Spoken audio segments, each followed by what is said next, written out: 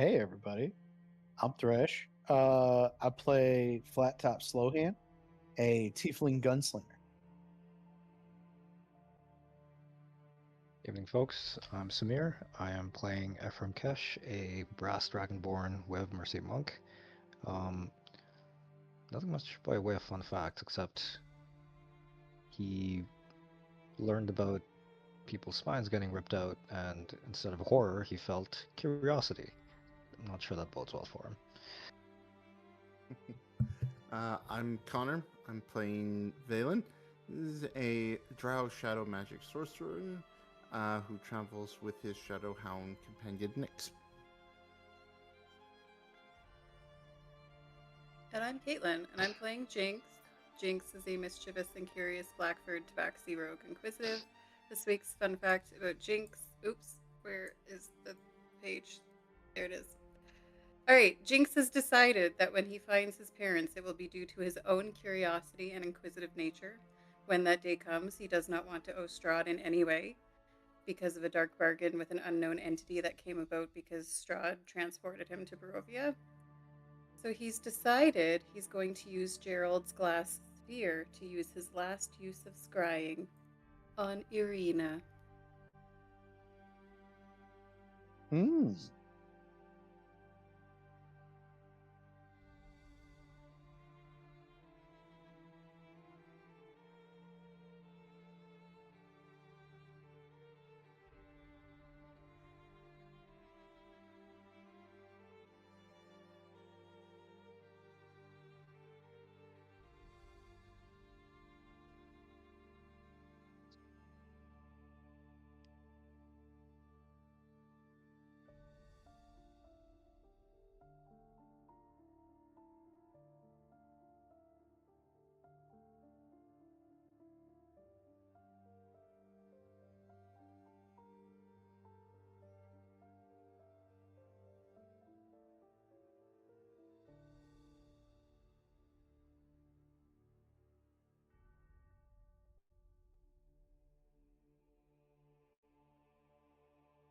Really?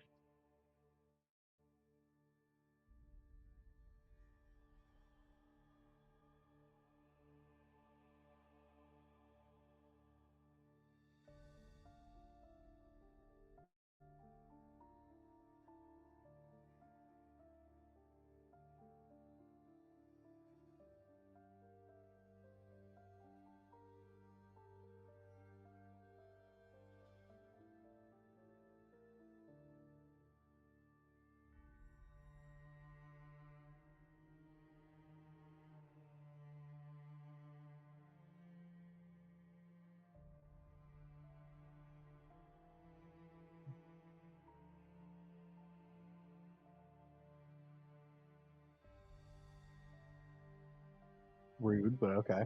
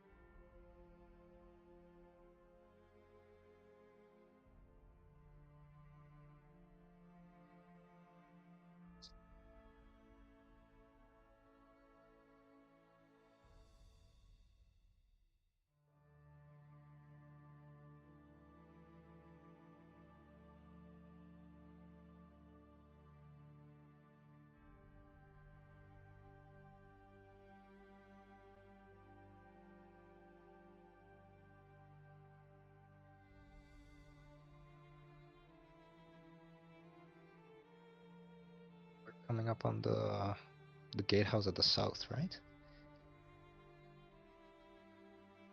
Or yeah.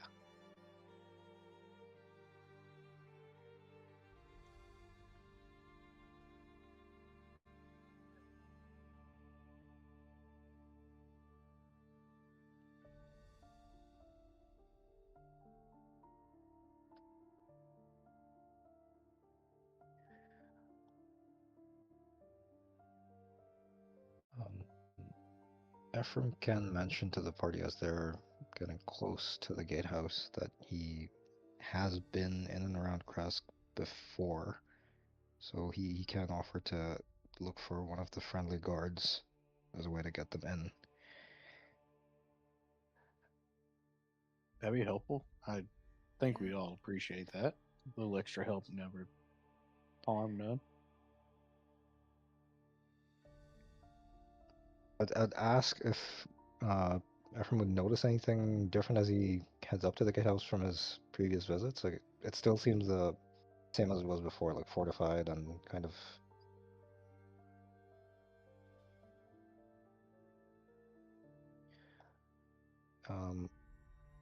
He will probably say like it's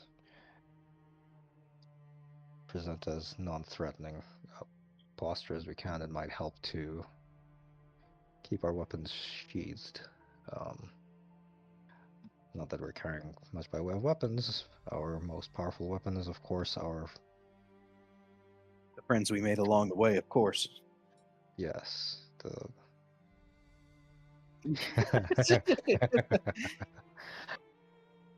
uh, so as we approach the gatehouse, I guess Arfham's gonna call and ask whoever's on guard if like he's gonna hail them and ask, is Petrovich around? Is Harkus on rotation this morning, or do I recognize who it is on duty today?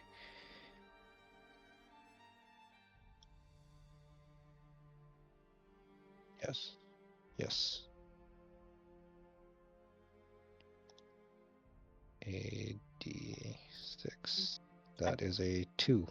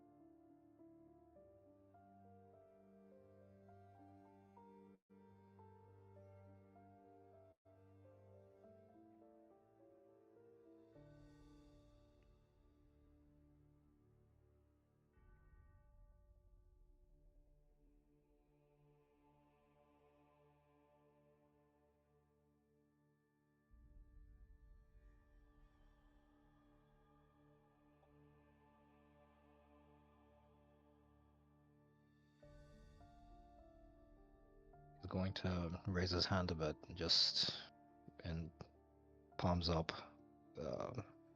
presenting a non-threatening appearance. He hopes. Friendlies, we're coming from Valaki.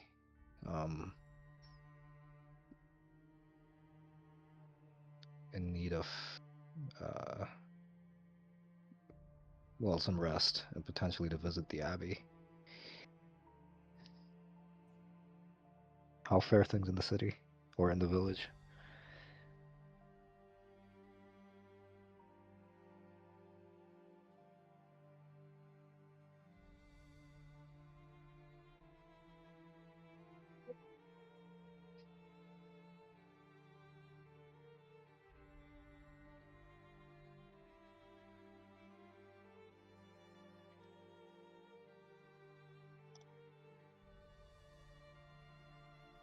Dimitri is.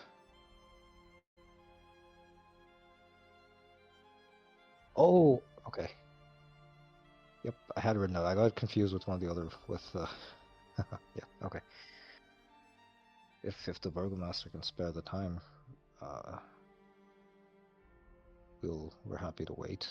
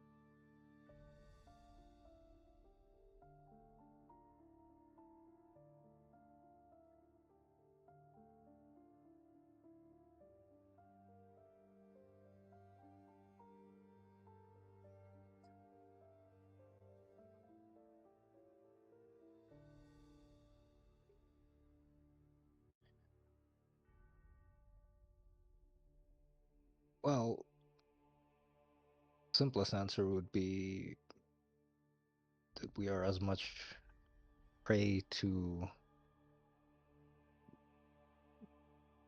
Strahd as anyone else. We've been hunted and toyed with. We've been attacked and tracked and suffered almost the same fate as any other travelers on this road. I can vouch for them. They're fellow travelers in these gray lands.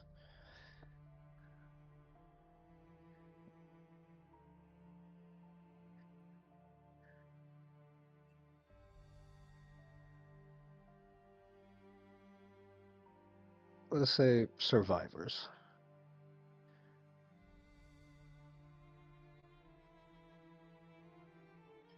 Oh God. With a, let's see, a +0. Okay. What? 8? Flat 8.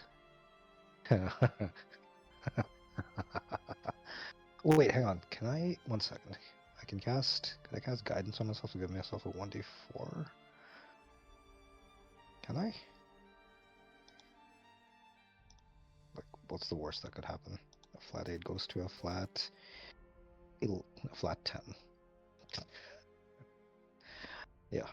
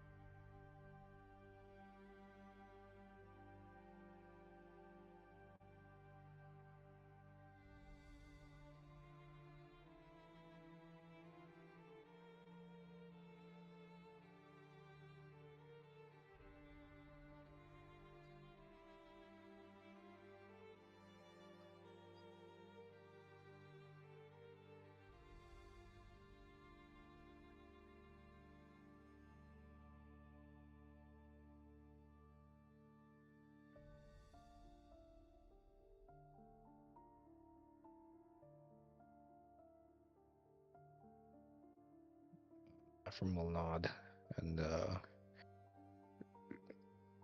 look back at the party and then look back up at Dimitri and say, yes, we accept the terms. We will follow the local customs and be as unobtrusive as possible while we're here. And of course, if there are injured and in need of healing, I can spend some time talking to some of my usual patients.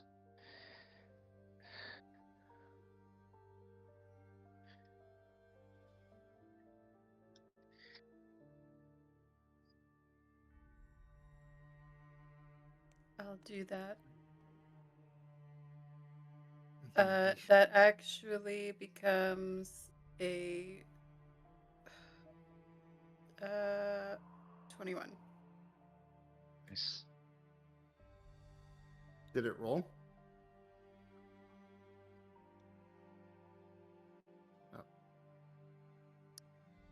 Oh, did No. mine not show up? Yeah, Caitlin, yours.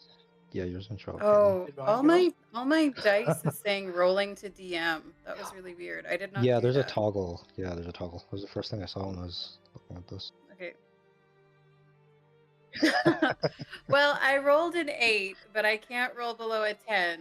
So a 10 plus 11 is the 21. If I'm rolling and you're rolling and we're both here, who's flying the plane? That. Did mine come through? Well, okay. Damn, I rolled an 18, but if you want to call Can me we on a all flubbed roll roll, inside, then- or?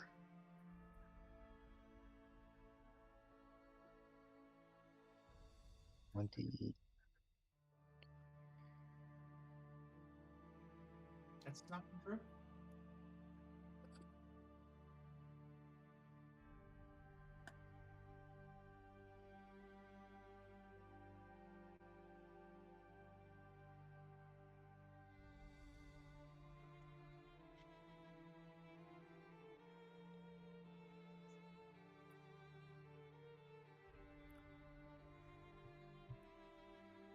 Make some mental note to ask him about it once they're no longer like 40 feet, 30, 40 feet away.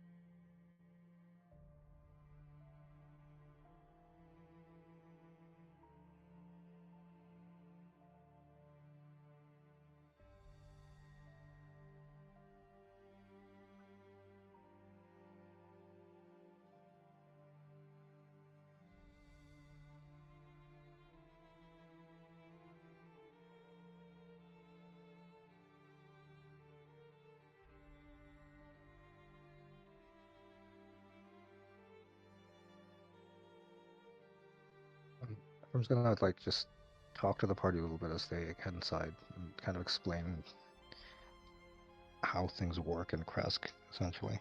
They are you they pride themselves a bit on their self-reliance. The trees provide the wood. There's a pond further up, which is a source of fresh water.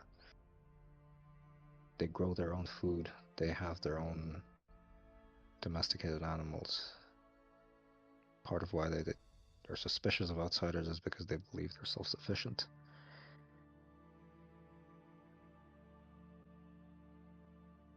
So you stay, you earn your keep. But hopefully we won't have to stay. Well,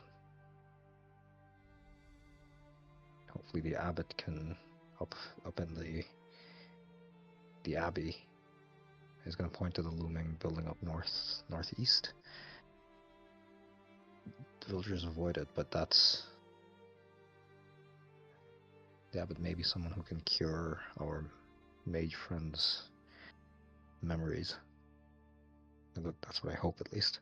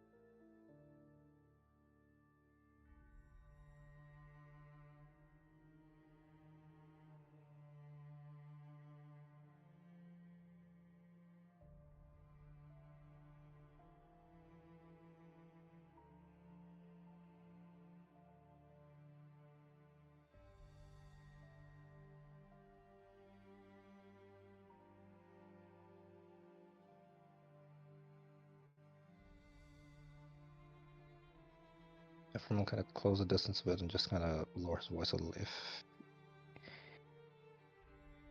if you have need of, or if someone in your hold has need of, I can make a detour and see if there's any respite I can offer. But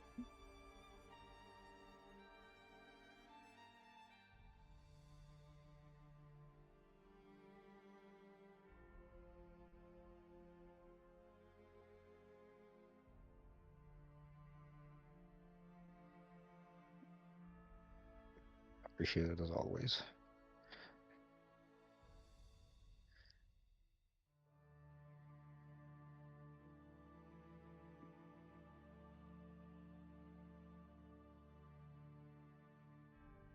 You want to turn back to the party and kind of ask them where they'd like to go, or if we want to head to the Abbey to talk to the Abbot first, or wander around town a little bit.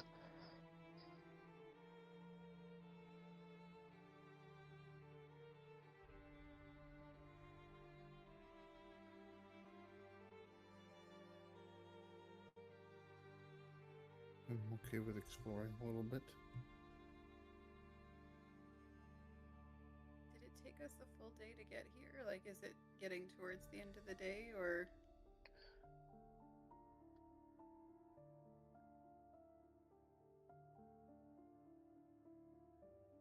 We did. But Hunter wouldn't have been from Crasquity based on like appearance, and they don't usually go outside to hunt. Yeah, okay.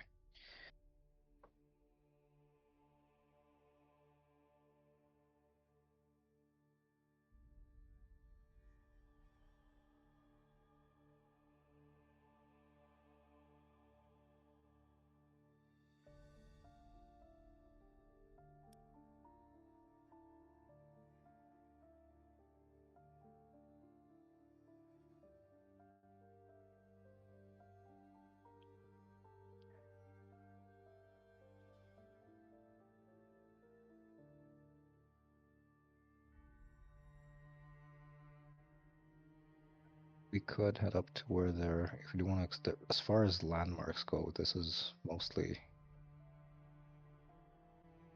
almost farmers and craftsmen making a living. There is a pool far up north where they get all their fresh drinking water, which is said to be blessed. There's not really anything major to see, but it does appear that he's gonna assume the others have kind of caught on to the burgomaster's expression and say, like, it does appear that the burgomaster himself or someone in his family needs medical attention or some kind of healing.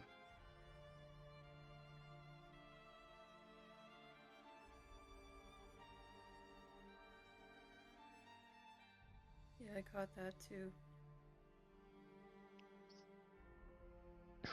If we want to establish our bona fides, I guess, prove that we're trustworthy, it might not hurt to visit him and help him before we head up to the abbey or explore.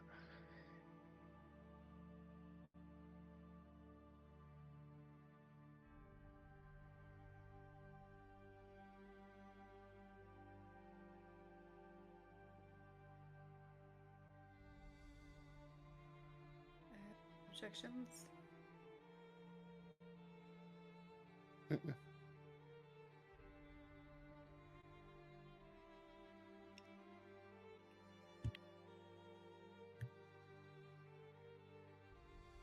How are our two companions doing at this point?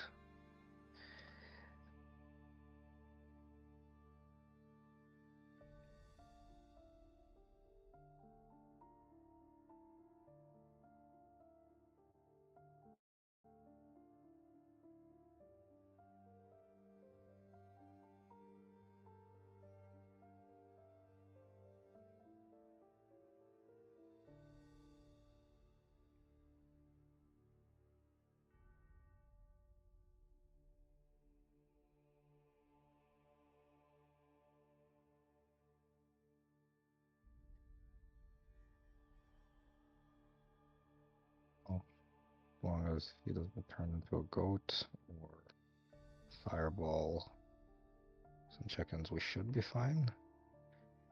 We should be fine.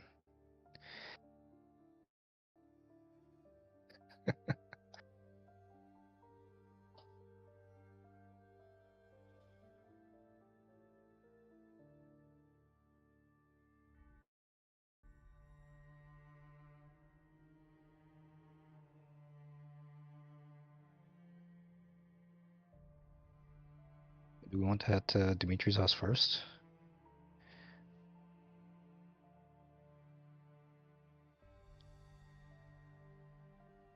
Sure. Sure.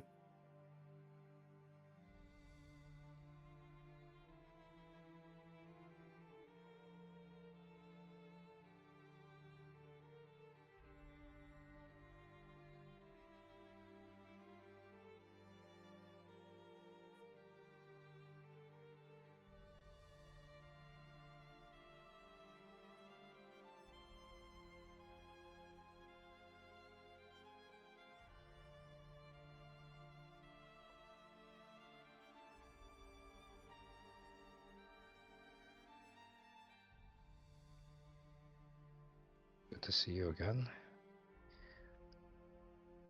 How are you both keeping?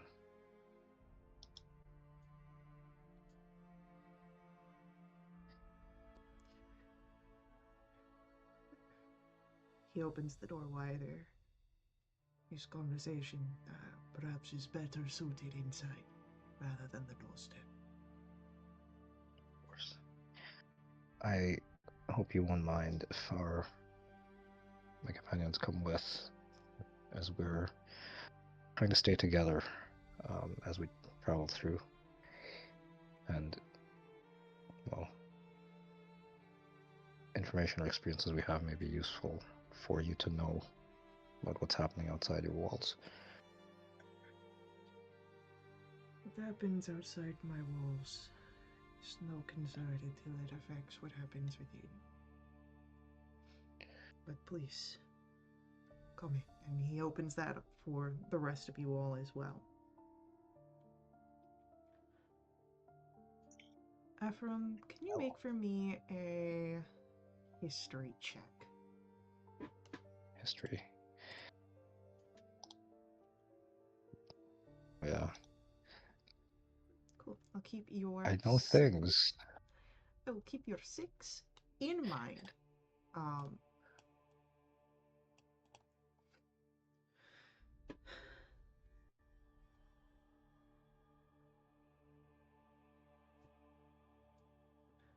What is everyone's passive insight?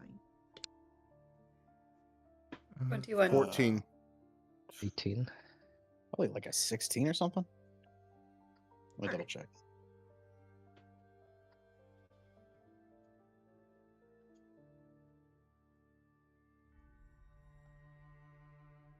So far, it seems that everyone's passive insight is enough to notice this. Anna, Dimitri's wife, is. 10, sorry. Well, Flat Top doesn't notice this. Yeah, that's fine. Anna is distraught as well, wearing hers more openly. You can see a redness of the eyes, and while she stands tall, her shoulders are weary with the way that she holds herself.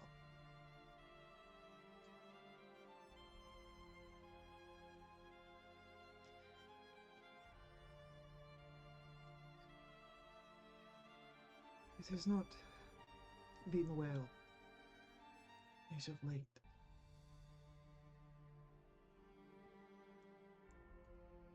We have lost Ilya.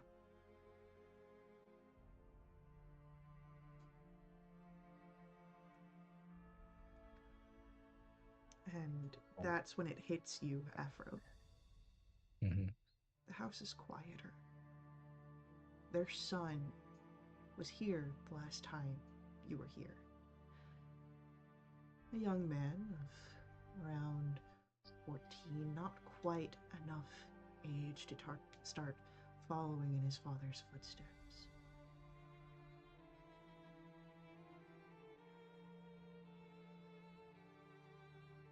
Has it been? 7 days. 7 days since we lost him.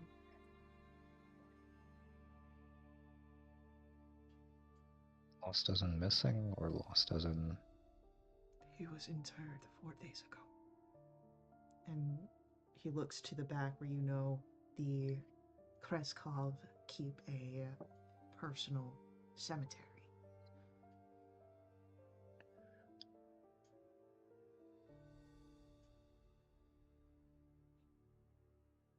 That is a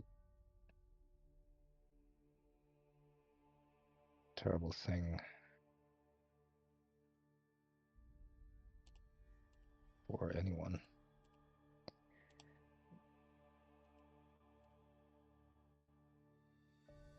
Or someone in their prime.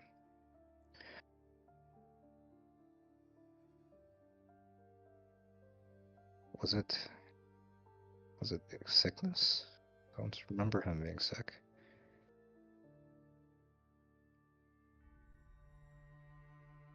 It was an illness, yes. Came on quickly.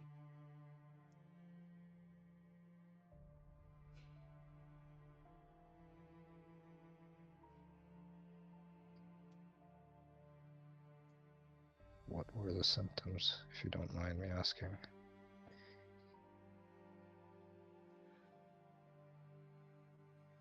It's Anna who speaks up. It started with a fever. I thought it was a common flu, something he could fight off. Chills and sweating and aches. Then the tremors started. His muscles began to spasm. He couldn't eat. Everything just came back up.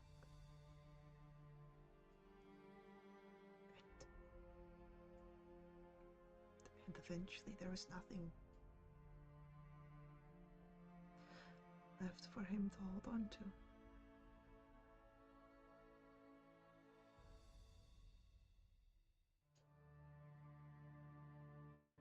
Is it only Ilya?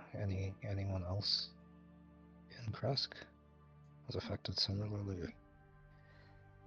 None that I'm aware of. It was only Ilya.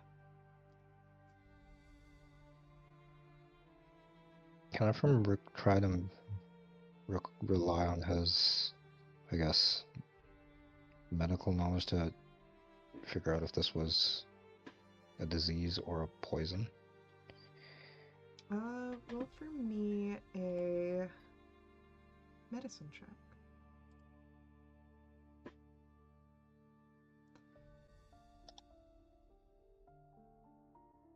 Say 2. 22. It sounds like it was a sickness that might have been just too much for Ilya's constitution. It doesn't sound like a poison you know of. Not to say that there isn't one out there that might mimic such symptoms, but this just sounds like something that Ilya's immune system couldn't fight off.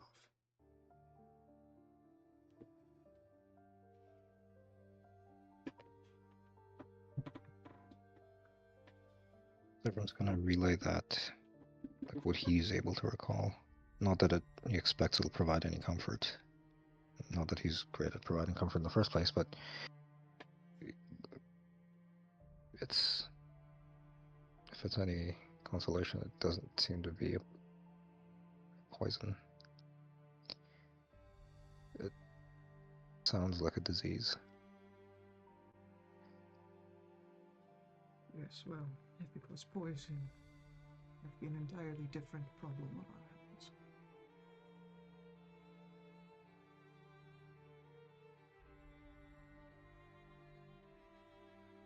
The walls can only keep out so much.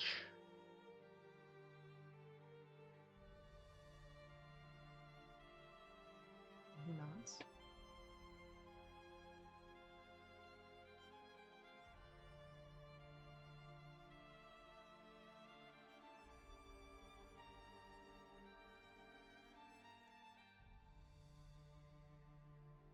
Can we offer any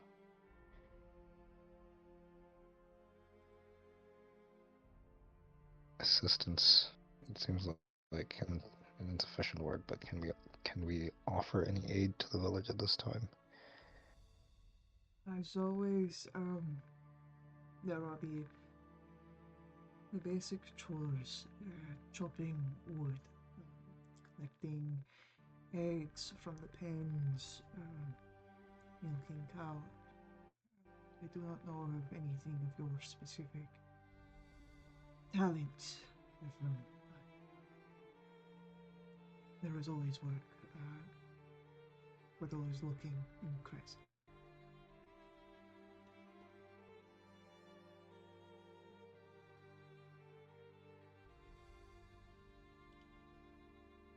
We'll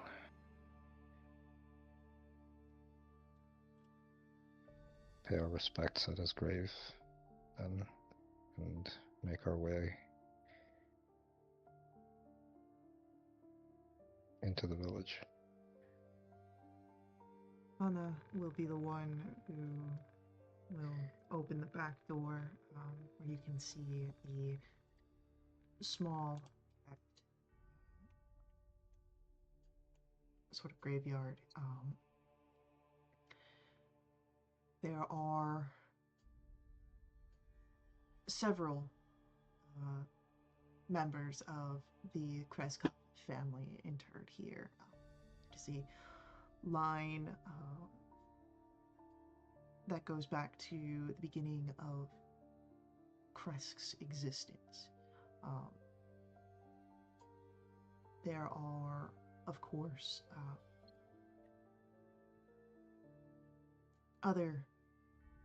the 3 other Demetria and Anna's children who also died next to the fresh plot for Ilya. But you would also notice that there are other plots here that are disturbed. You can see caskets that are empty.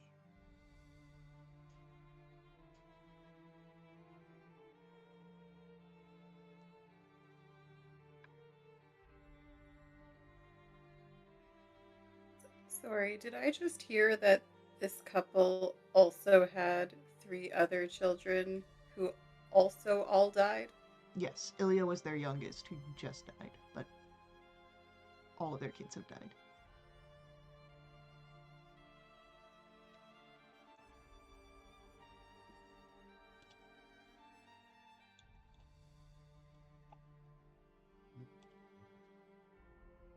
While everyone won't say anything directly, I think as he kind of notices the caskets that have been disturbed, I think he's going to look back at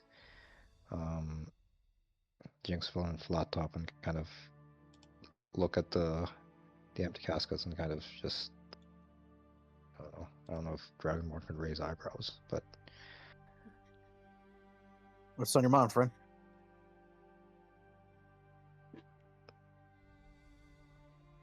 have these graves been disturbed?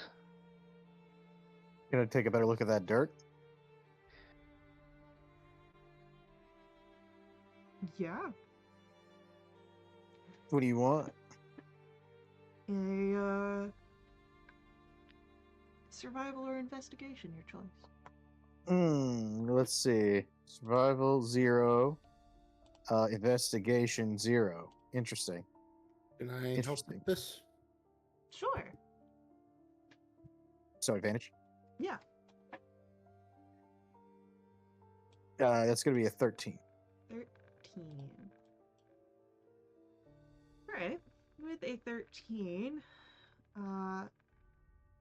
you of course see that there are disturbed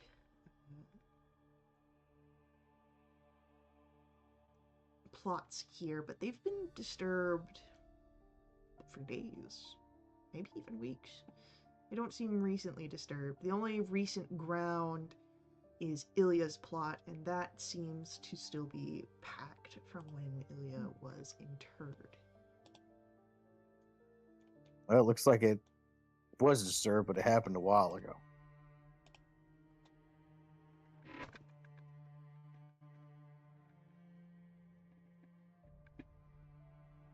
Ephraim's gonna take a moment to stand beside Eula's grave and, I guess, pull out one of his carvings from before.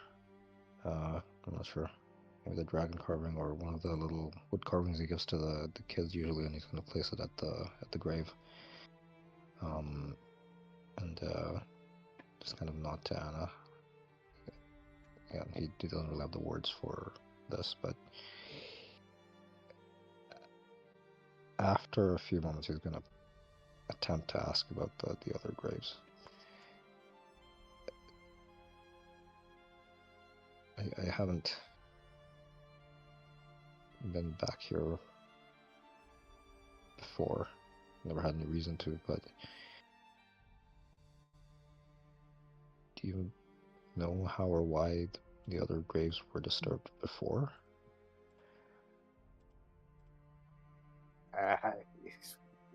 I'd assume by a shovel. I couldn't tell you why. Anna will also sort of shake her head. No. It is. It happens in the night. One or two at a time, not all. From the same house. It's happened all over, Chris.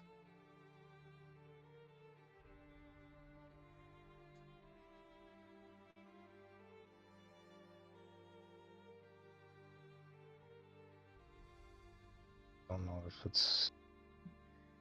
these high walls are enough to keep out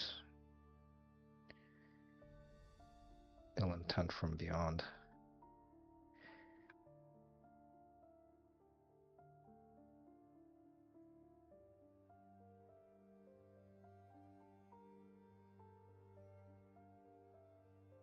Would you like us to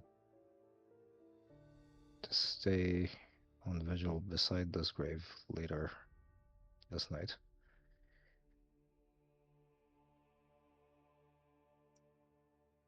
Would be most grateful.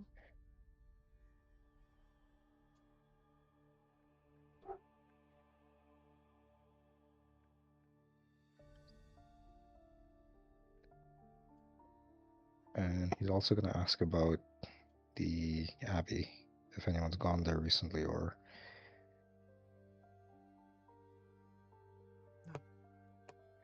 No one goes to the Abbey.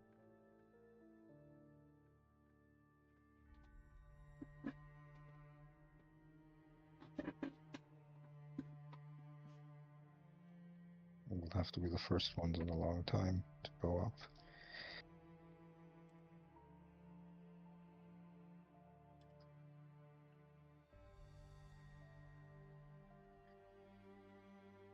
I don't think Ephraim's been to the Abbey before either, right? Like, he's been No. around Crest, but he's never been up there. Yeah. You just Yeah. seen from below.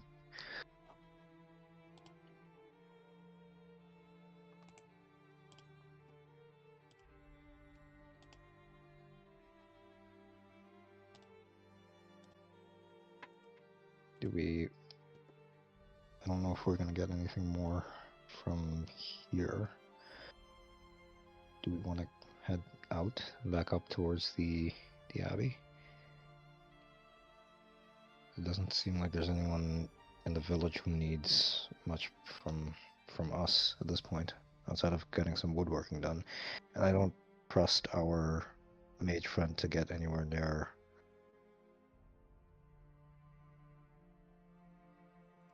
regular farmers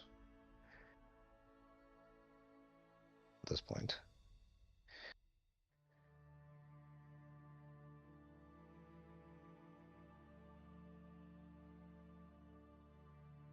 I would vote that, yeah.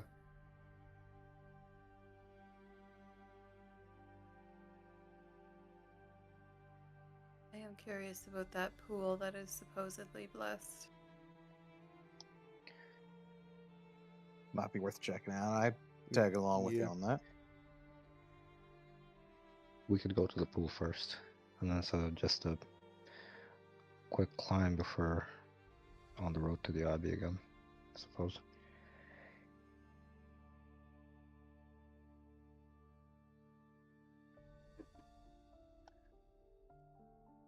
On the map, the triangular marks are like elevation, right? It's like it's getting taller and taller the more. Yeah, okay.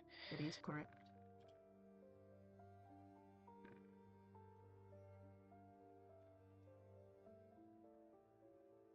So I guess we can start kind of moving. I don't know. I think like at this point, everyone's gonna like he's not really sure what to do in terms of providing grief counseling, but his offers to stand vigil or have the rest of the night, make sure the grave's undisturbed. Beyond that, that's not really anything else you can think of at the moment. So, do we all head to the pond at this point then? That's over here.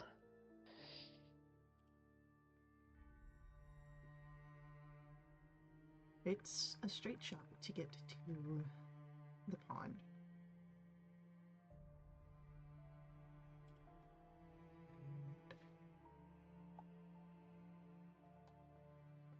You see that even under these gray skies, as you approach, that the pool here at the north end shimmers. It sparkles. And you see that near its shore sits an old gazebo on the verge of collapse. And there is a wooden statue of a mournful, bare-chested man, its paint chipped and faded, that stands in the gazebo with arms outstretched as though waiting to be embraced.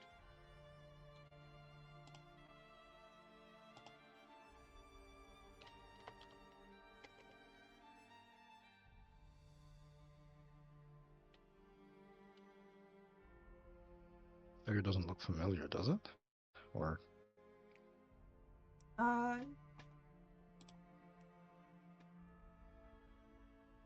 roll for me a religion check.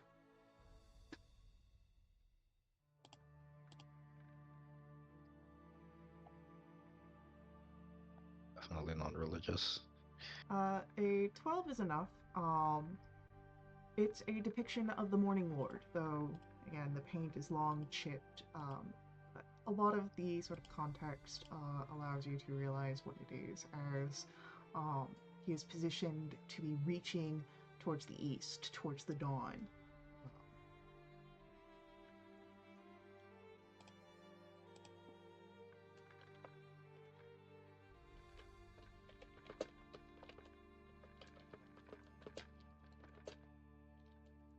If you'd like to quench your thirst, the water is surprisingly refreshing. Could I just walk up to the water's edge and just try and look at my reflection? As you walk to the water's edge, you see your reflection truly. What happens if I smile?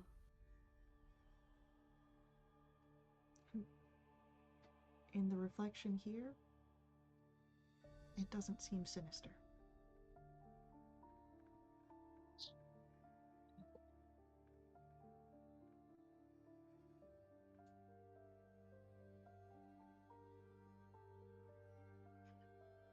I think I would like to dump out my water skin and fill it from the pool. Okay.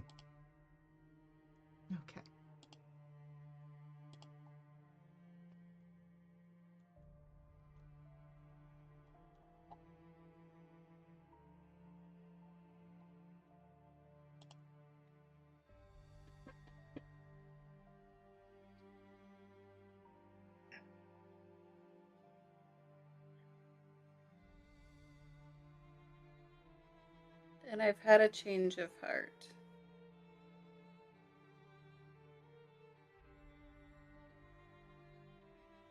I don't want to use Gerald's glass sphere to do my last use of scrying. I'd like to use this pool.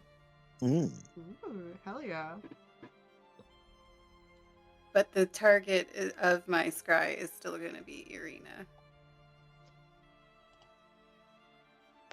Would you like to do that now? Yeah, right here. May as well. May as well. I'm sorry in advance, guys. No, you got this. Alright.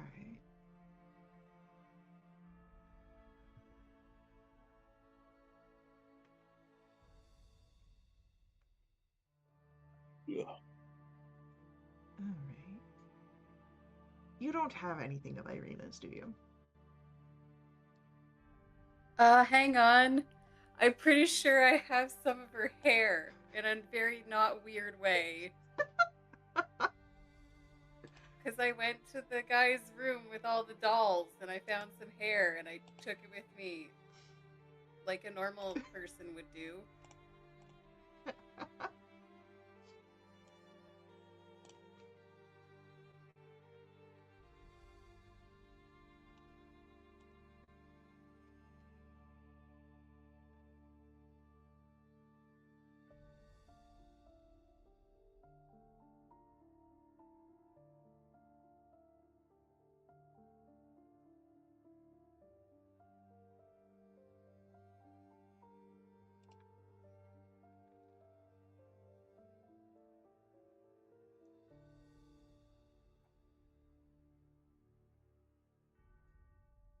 Yep, I found it in my notes.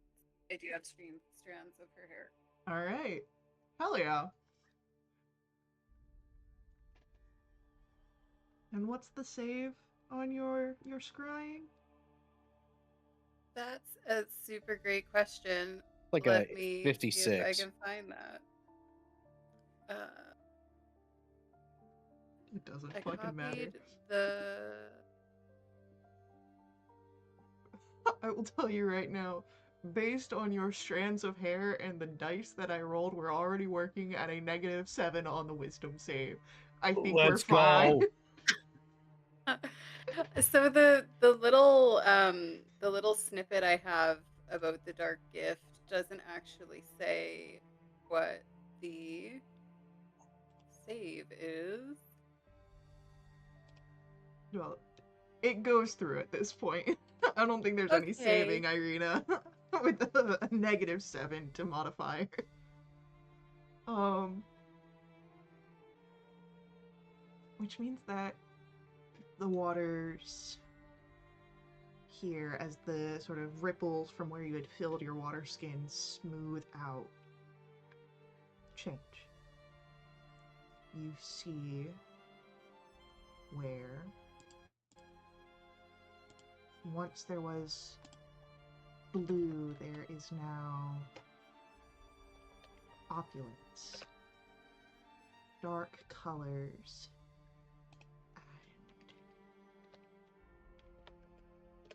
and Irina. You see her dressed in not the armor that she traveled with you wearing, but dresses of many layers. And there's another voice that you can hear.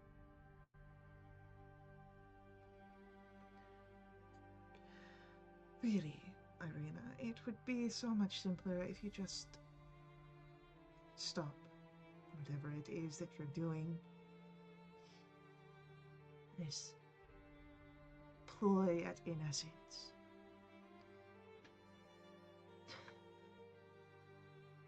Yes, Irina, you should stop. And you get the sense that that third voice, or this third person, the second voice, is more mocking the other speaker rather than Irina.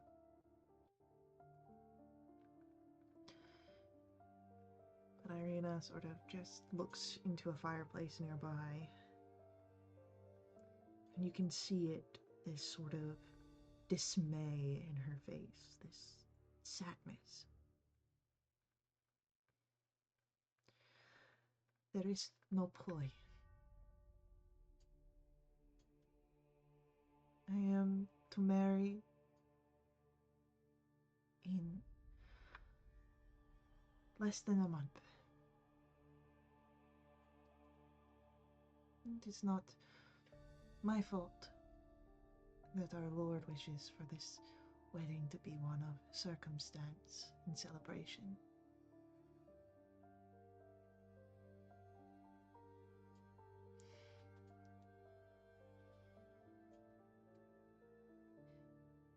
Watch your tongue, Irina. You're not the only bride in this castle.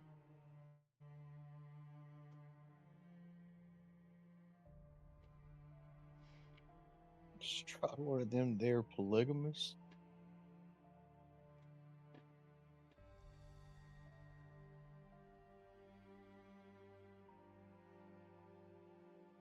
Eventually, you can hear the sounds of doors opening and closing, and Irina staying where she is, though she no longer stands looking at the fire. She moves around this room, takes a seat once she's alone, and she looks lonely.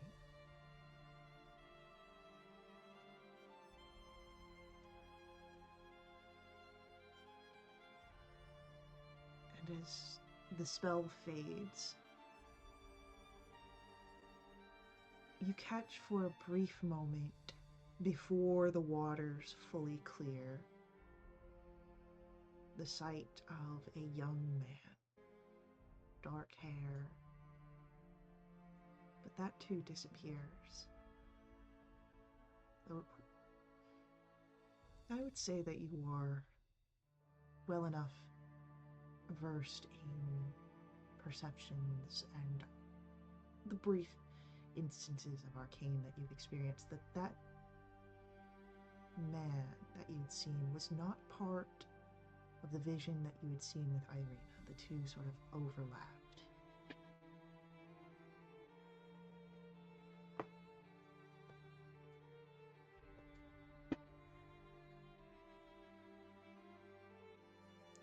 waters are cool and shimmering and still once more.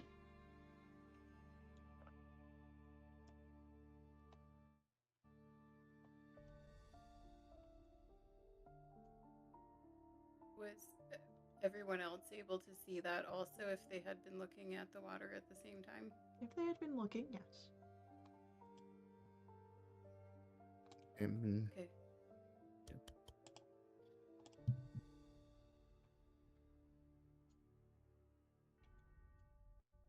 Well, she seems okay for the moment.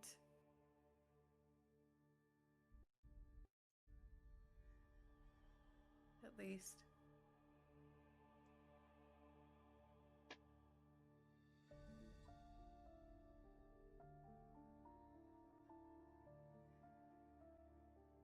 When I talked just now, what volume did my voice come out at? It wasn't a whisper. It was however loud you wanted it to be. Without waiting for a response from anyone, Jinx grabs Gerald's glass sphere from his pack and he looks into it and he just smiles to see his own reflection not in the pool. It isn't sinister. I have my smile back and my voice back. Sorry, Irina. Probably not doing great, but also not doing terrible. That's pretty good. Still alive. That's a thumbs up. Still alive is good. Unhappy. Potentially in danger if there's other people vying to be Strahd's bride that aren't being currently selected as such.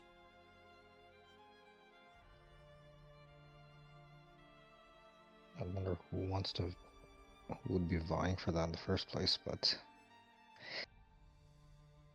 that's a question for another time.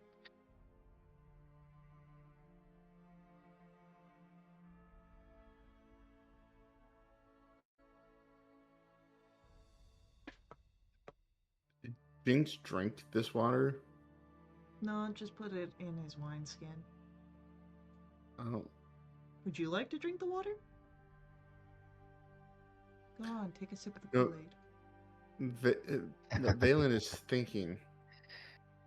Because if Jinx's voice and smile are normal now, what's that gonna do to my +1, I wonder? What will that do? Well, I will say I haven't ingested any of the water yet, but I did use the last use of the gift the dark bargain bestowed upon me, so it seems like now that the benefits have gone away, so did Oh, the okay. the negative side effects. You know what? I'll be the one to try it. Why not? What's D&D It's- without risks, right? Could be exciting. It could be poison. What if a unicorn Consequences. walks out? What are those? Yeah, so as you drink, Balin, of the waters here, they are fresh, they are sweet, and you feel different. Our dad. You don't feel at all, no. You feel revitalized. Mm. Unfortunately, you're not under the conditions of blinded, deafened, paralyzed, or poisoned. But if you were, there'd be a more mechanical benefit. At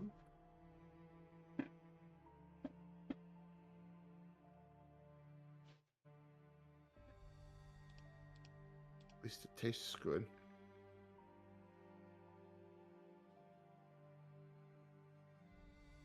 I'll say that everyone else.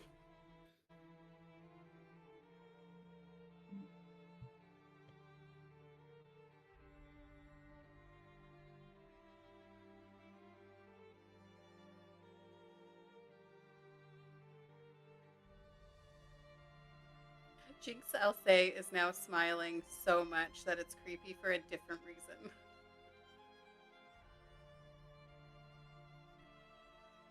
Got your jaw muscles all stuck up there.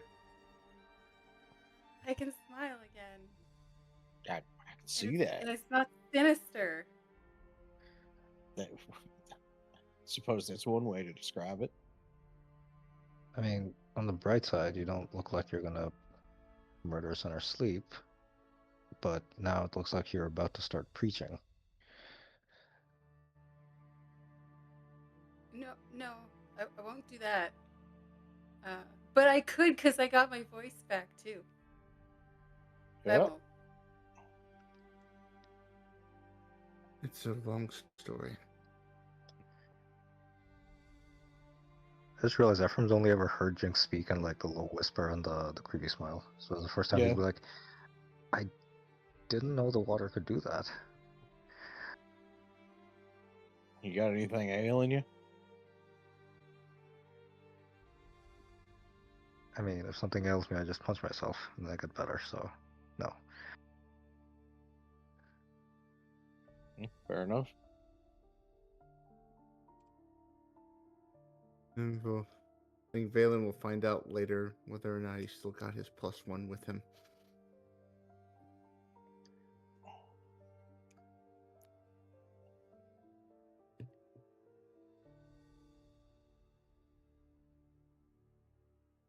Well, sounds like we got some good info. We should probably be moving on that.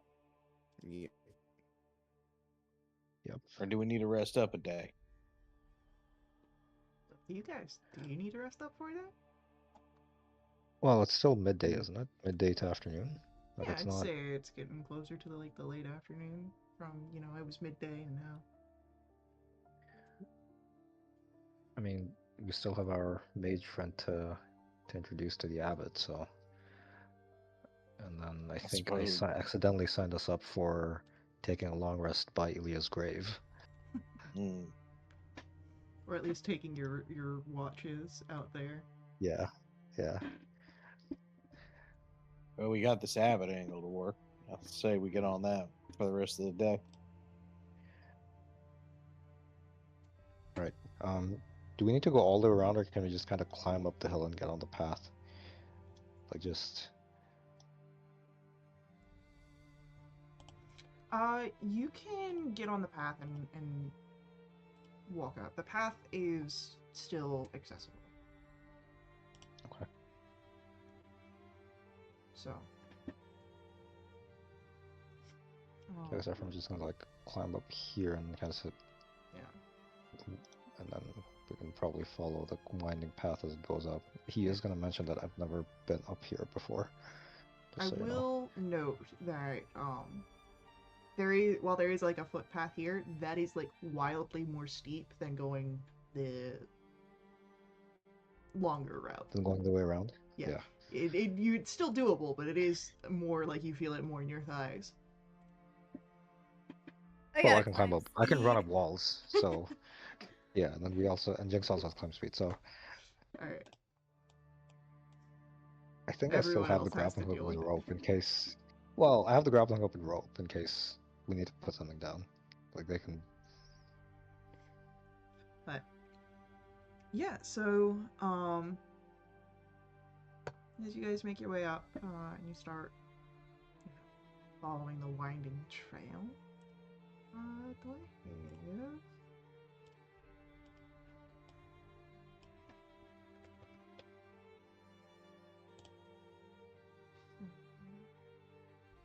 I do.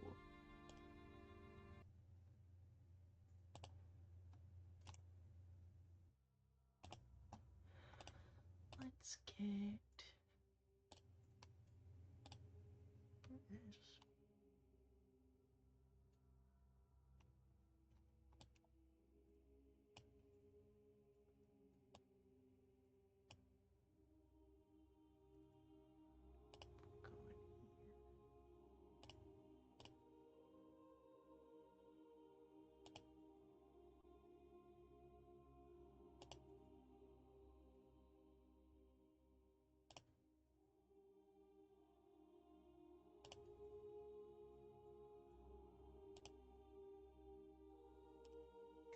This is so much easier for putting on Fog of War. Polygon tool, my beloved.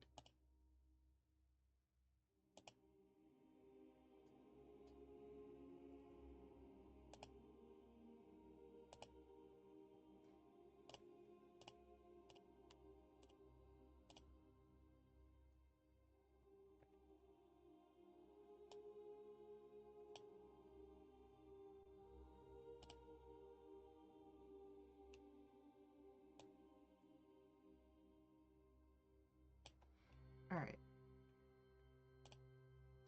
So, as the trail winds to the top,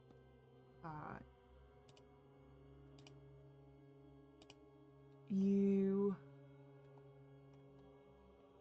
find yourself coming to the wide ledge here. There's this dusting of snow covering the trees and the rocky earth, and the gravel road passes between these two small stone outbuildings. You see on either side, stretching these 5-foot high, 3-foot thick walls of jumbled stones held together with mortar. Blocking the road into the actual abbey itself are iron gates attached to these outbuildings, though the hinges are quite rusty. Getting closer, you would notice that they appear to be unlocked, and that beyond the gates, the stone abbey stands quiet. Two wings joined by a 15-foot high curtain wall, a belfry protruding from the rooftop of the north wing closer to you, and you would see that north wing also sporting a chimney, billowing gray smoke.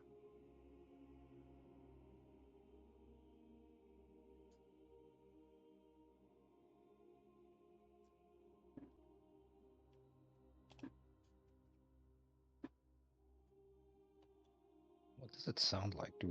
Does it seem like there's normal wildlife moving around?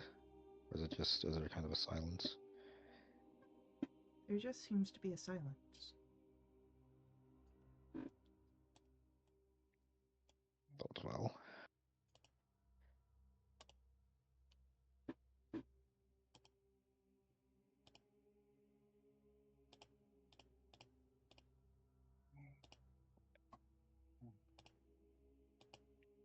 We're starting off around here? Or Yes. Or So come around? that's where you come in, is that path.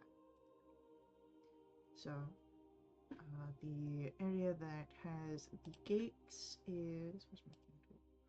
This is the area with the gates.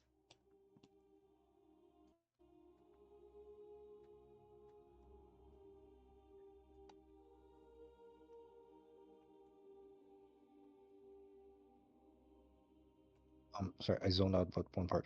The gates were rusty. Were they open or are they They locked? appear unlocked, but they do have rusty hinges. Anyone got any Earl? I do have oil, actually. Can open it up all sneaky like. I mean, I can pour a bit of oil on the hinges, I will but I'm say not that strong. the walls here are only 5 feet around the abbey if you want to try and climb over them.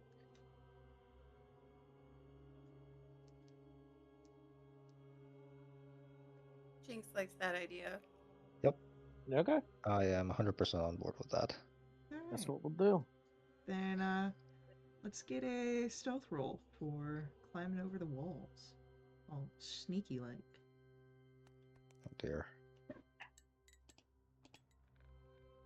Well, that 2 becomes a 10, which makes it a 24. 27.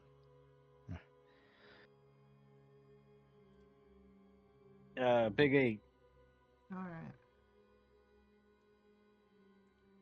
So, what about Valen? What did Valen get? Oh, it shows my dice is frozen on the screen. So it's showing a 9 on the die with a modifier of 7, so I got 16. 16. All right. Let me refresh. Then, with that, as you all climb over, I should probably roll for our NPCs.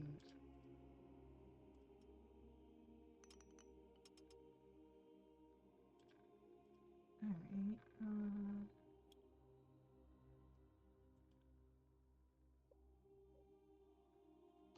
Cool. So, as you guys climb over the wall, it's Flat Top and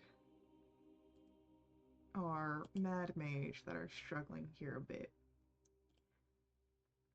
And as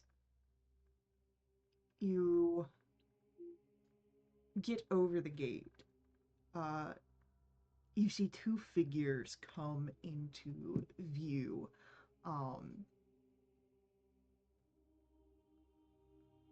The first that you see is about 4 feet 9 inches, but squats. So the form shows smaller as it hunches. You can see he almost looks like a beardless dwarf. However, there are patches of donkey flesh that cover his face and body. He has one ear that is human and one ear that is lupine. You see this protruding wolf snout and fangs. His arms and hands are human, but his legs and feet are leonine. He has a donkey's tail. And he's wearing this wool cloak as he steps into view, almost growling, seeing you all.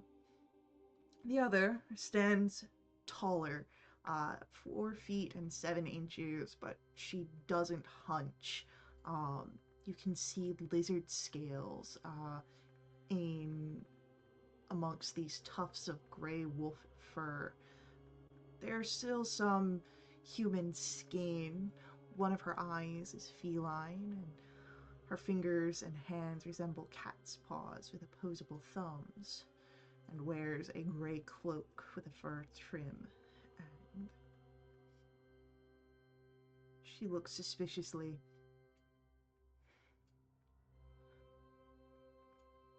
As the first one speaks up. And it's rough the way that the voice sounds coming out of this creature.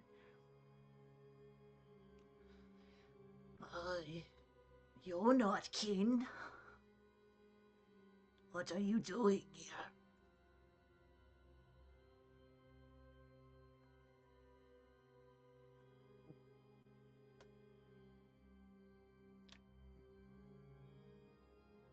We're seeking the abbot.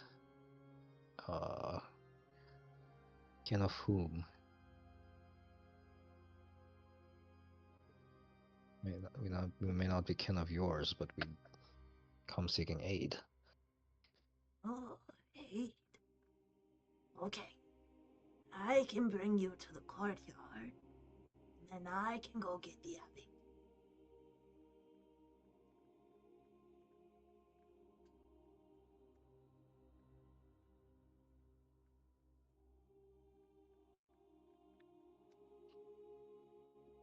Does it seem like we're going to be arrow sniped when we get to the courtyard, or does he seem genuine in his response?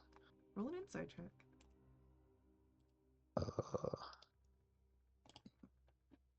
30, 20. And he doesn't seem like he's trying to trick you.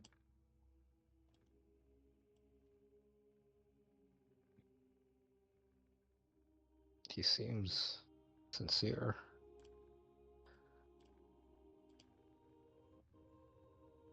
Jinx is wondering if the second figure is part tabaxi, and then he's also wondering if it would be rude to ask that. So he doesn't say anything.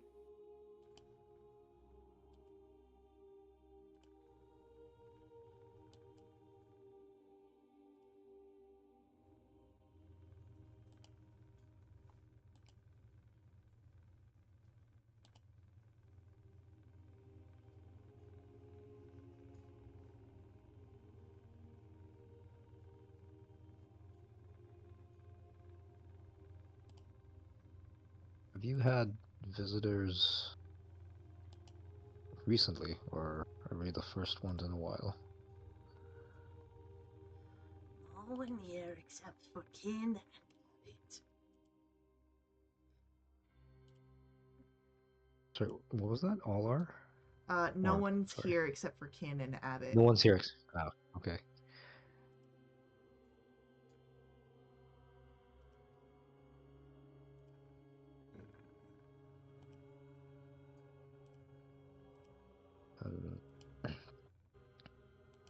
If we are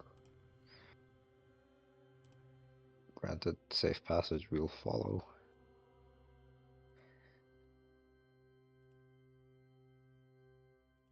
So, yeah, this figure will bring you to the courtyard.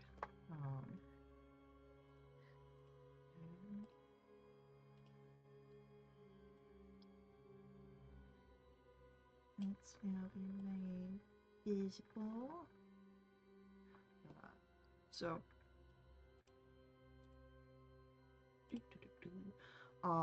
in the courtyard, there is a thick fog filling it. It almost seems eager to escape.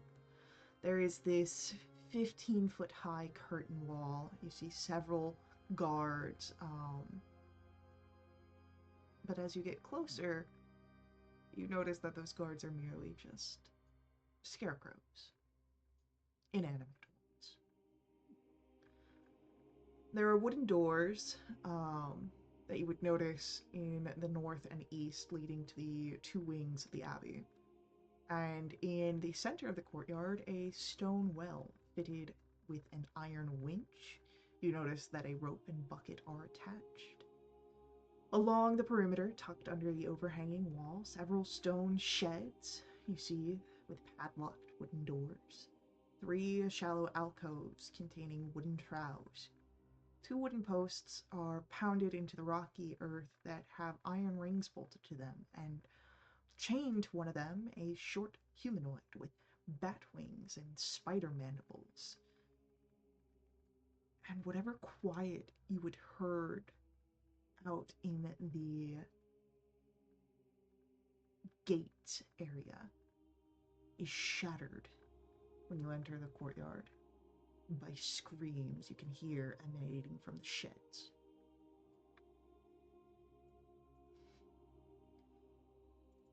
The second guard figure, the one with the fur and scales. Wait here.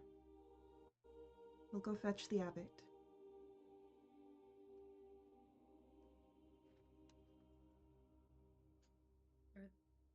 Is everyone okay? Yeah. I'm We have a beginning little- to wonder if this was the best choice. I'm just wondering about all the screaming. Yes. Do we want to have a quick chat with that fellow tied to the ring by the post?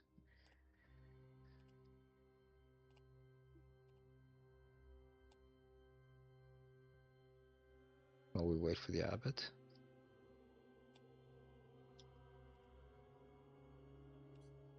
Is that guy over here? Like this area? Yeah, one of those. And there's no one else, like there's a fog, but there's no one else visible in the area. Like we see like these You see the fixtures and the sheds, walls and everything, but we can't actually. you see the Yeah. troughs, you hear the screams, The only person that you can see is the guy that's tied up. Outstanding. Which ones are the sheds? Da, da, da, da. Like along the outer wall? There and there, yeah. Yeah. So the troughs were coffins for a second. I was like, wait. No, the coffins are over in the graveyard. Which we.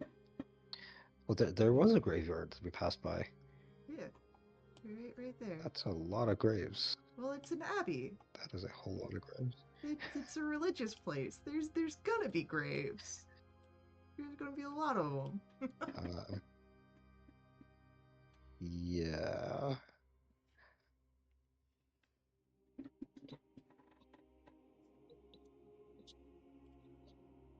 Do you want to have a quick chat with the mandible guy or girl? I don't know. You don't know yet. Mandible person.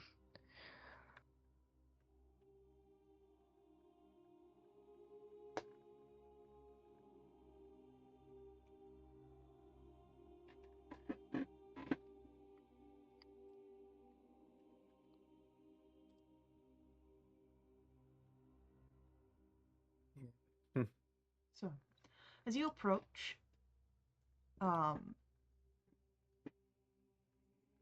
you would notice that the creature here is attempting to flap leathery wings to take to the air, but doesn't get far before the chains go taut, and she flutters about madly as she screams nonsense.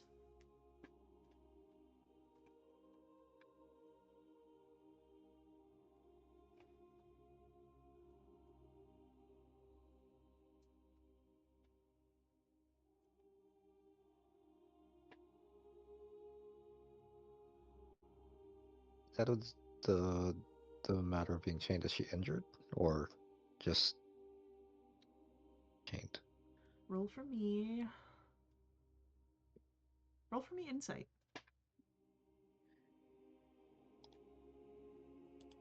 26. 26. Very good, very good. What you see is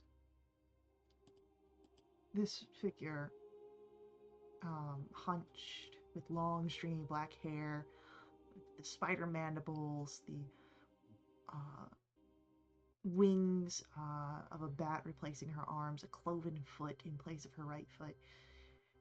It's a strange amalgamation, but you don't see any physical harm beyond what you might expect from something trying to fly away with iron chains. There's some abrasions there. But what you really get the sense of is fear. She is terrified. And right now, she's terrified of you and your group.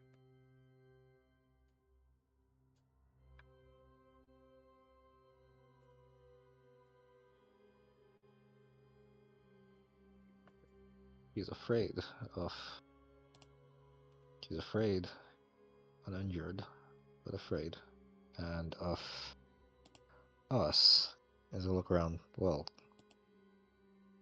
I'm a lizard. He's a cat, and he's an elf. Yeah, I can see how we would not be the most familiar faces, but at the same time. Also, we have a dwarf with a hand cannon. Yep. Nothing normal about this. I'm not the best at charming people or talking them down.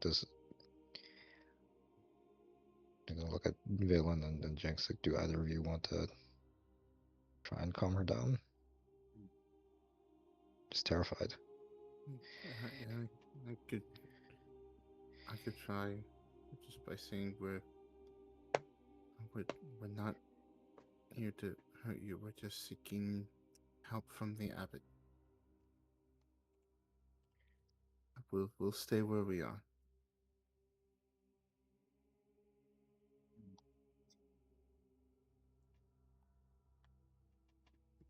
Your words, you see, do not placate the scared, strange woman.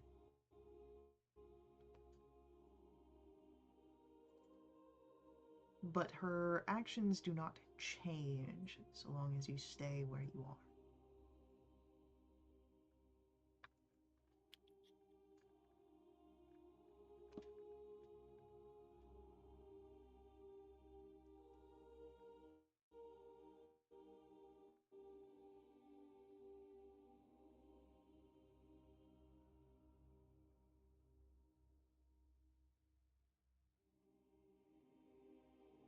Is there any way to tell if, like, based on the weird amalgamations that we're seeing, like, was she born this way, or are these like manipulations to her physiology? Roll for me a history check. That's gonna go well. 11. Hard to say for Ephraim. You don't know. Would anyone else like to roll a history check? What's it regarding? The figure in front of you, if she was born the way she is, or if she had undergone some. Oh, I'll try. I may as Nope, well. I'm not much standing here. better. Nope, that's a 5. Nope. Neither of you, Valen or Jinx, are coming across this. Would Flat Top like to make a history roll?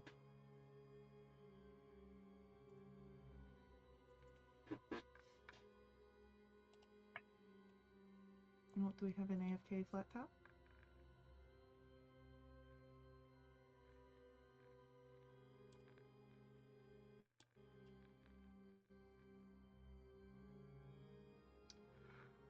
Oh. As you try to figure out what's going on here, you hear the sound of a door open. And that's where we're going to take our real life break. We'll Okay. come back to see what's going on with that. Well, we're definitely not locals, so for all we know, this could just be people we haven't encountered before who just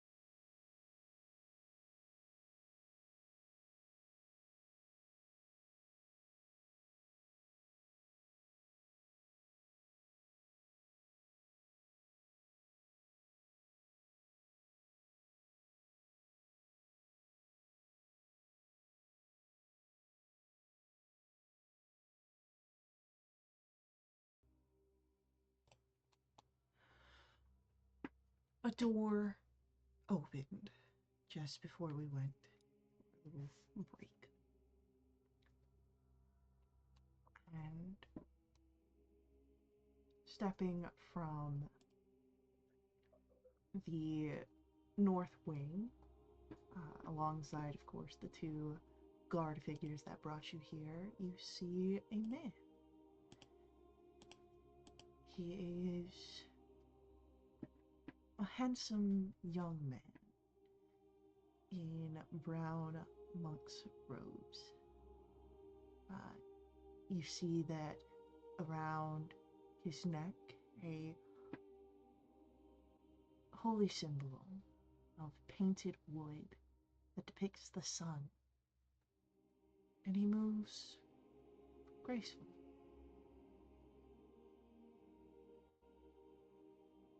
I was told that you wanted to speak with me.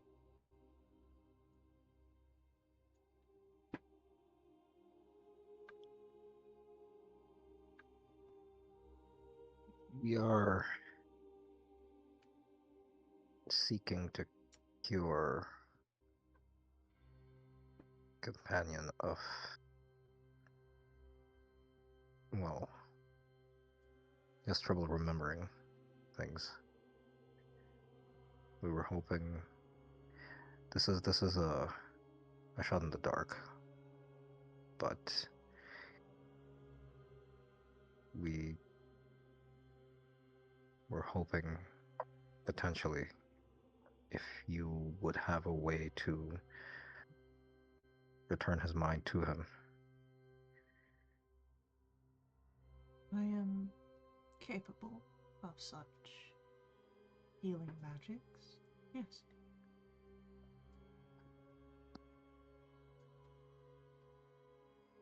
However, I would be in need of something before I can avail such services to you.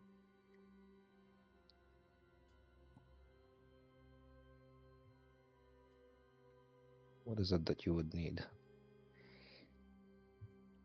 A proper bridal gown.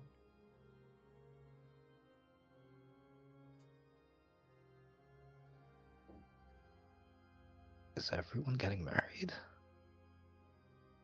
Who else is getting married?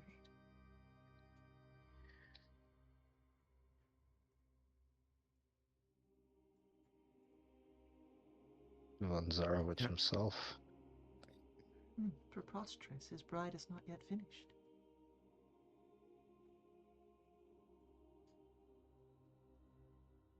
You are preparing his bride. I am. Which is why I need the bridal gown.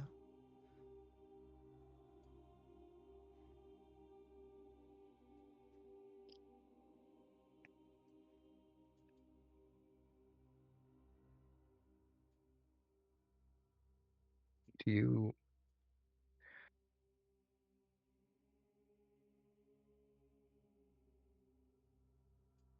Are you in service to him? No.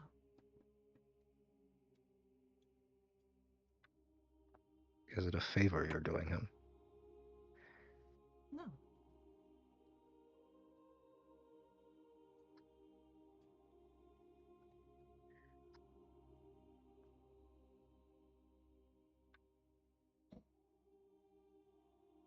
Once Strahd has married, the curse will be lifted. The land will be free.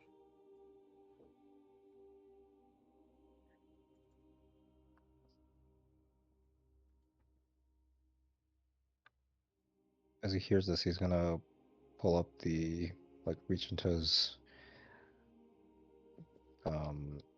backpack for the invitation. Not sure the land will be free. As he looks at the invitation. You're right. This marriage is false. That is not the bride that will free this land.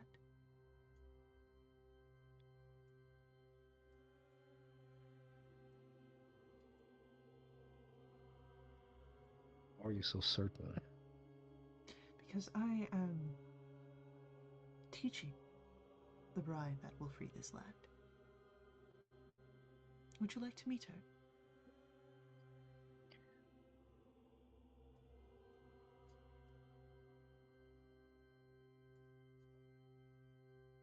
Yes. He's gonna look. He's hesitatingly saying yes. He's just looking back at Phelan and Jinx. Like, yes, yes. I assume. I mean, we've come this far. What's another hiccup?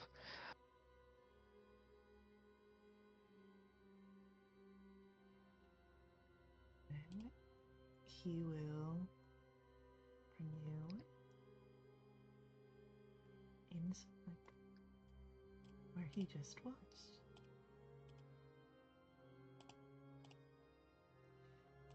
So strange. An aside, that the Fog of War now remembers your previous selections because it used to not be that way, and so I'm always futzing around and trying to figure things out when I don't have to anymore. I was getting some messages that I had to deal with. Who is he bringing us in here to meet? The bride that will save the land. Because So apparently, That's we what I showed him. thought. yeah, Yeah, Just but wanted not. to double check. yeah, Yep. the And we current showed him wedding's the a false invitation. one. And Yeah. Oh, okay. uh, So, as you are brought into this wing, you see, or not really see, the first thing that you are greeted with is the sound of music. It's gentle and trickles down from above. It's played on some single stringed instrument by some unseen master. The ground is large with these arched, leaded glass windows. A cauldron sits on an iron rack above a fire in the hearth. This fireplace mantle hangs with a golden disc engraved with the symbol of the sun. You see, in one corner, a wooden staircase climbs to the upper level. In the other, a stone staircase descends into darkness. There are several chairs around a wooden table, stretching nearly the length of the entire room. Wooden dishware, golden candelabras, all arranged neatly on the table. And standing behind of which is a young woman with alabaster skin, dressed in a torn and soiled red gown. Her auburn hair is neatly bundled so as not to touch her soft shoulders as she seems lost in her own thoughts. And the abbot steps forward across the room to take her by the hand. As he speaks to her, it is quite soft. Come, we are to make introductions. And she follows, very wide and dull-eyed, and this is Basilica, the true bride of Strahd.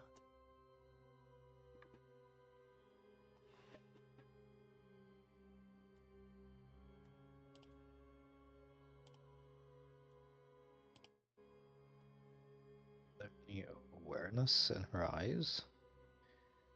Can she? Does she realize that we're there? Yes, you would be able to see that there is some awareness. It's almost like a child experiencing something new for the first time. Wide and shiny and doll-like, but not quite understanding yet. Trying to.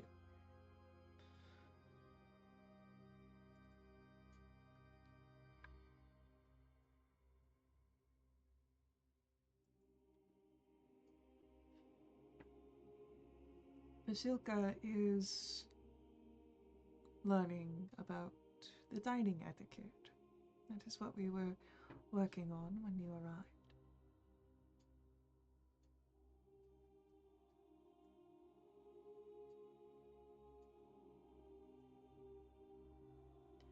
as Was she before?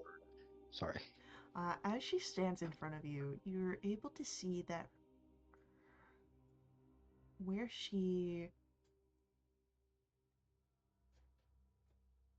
she's stitched together, there are seams in her powdered skin, even though they've been carefully done up so as to not be so obvious. But standing this close, of course, allows your eyes to draw upon them.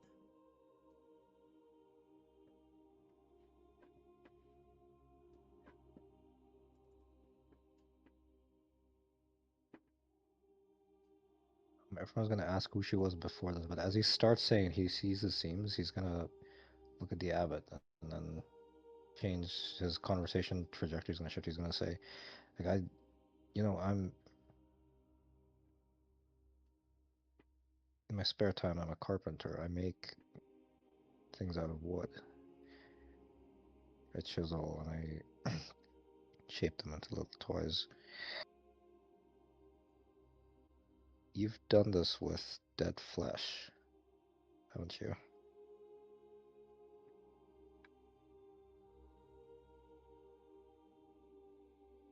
A perfect Vampire's bride. bride is to be a corpse. Isilka is no corpse. She is alive. But there needs to be a perfect bride to lift the curse off the land. And I have crafted the perfect bride. She's just not finished yet.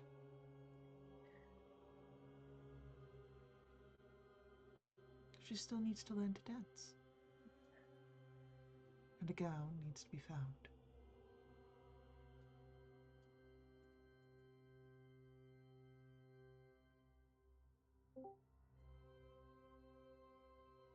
Hey, sorry about that.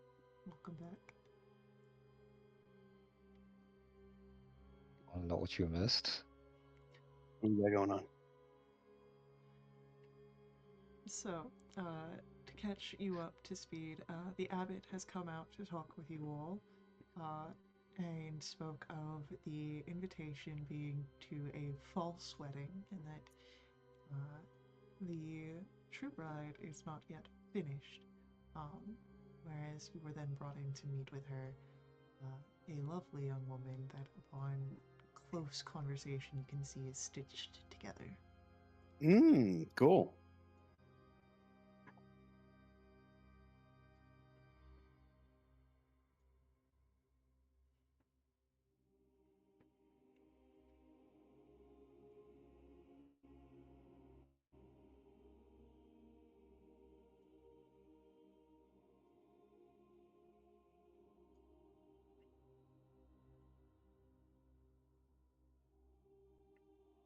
So,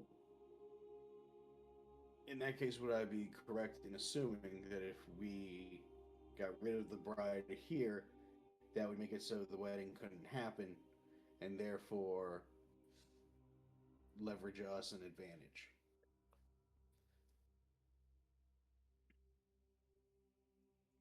If you are talking about destroying Vasilka, I cannot let that happen. I don't think anyone said anything about that yet. He is alive, if not whole. But what you have done to make her this way, it seems... Again, I'm not a religious man, but this is an abomination.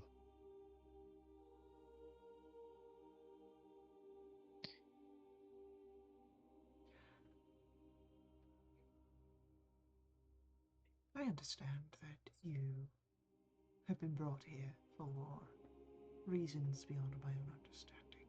I do not question the Lord of the land in most matters.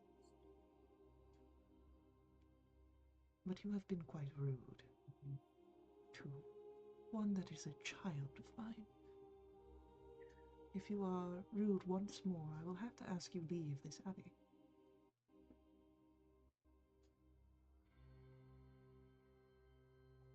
No, yes, Abbott.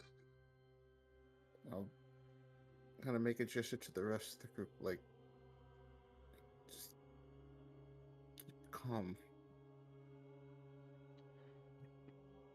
Now, as I said, I do have capabilities of a healing and beyond that I am willing to do upon proper payment in the form of a bridal gown.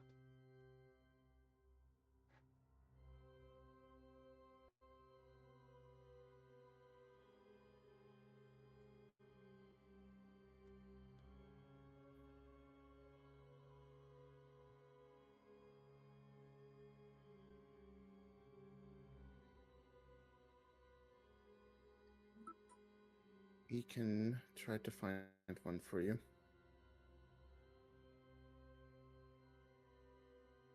Y'all got any leads on where one might be, where we can start looking for you? I've not been searching. My attention has been making sure that Basilica has been kept safe and learned what she needs to know. Which is why I'm asking of one to be procured by you.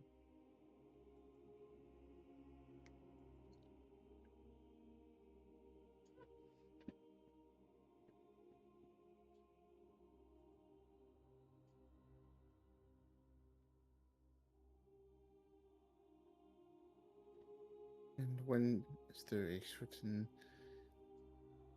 When do you need this dress or this gown?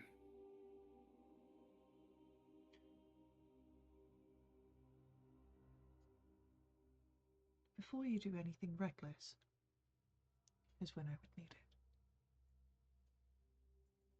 it. If the forced wedding goes through, that is no bother to me again. I know what will truly save this land. But I will not deny the Lord his pleasures.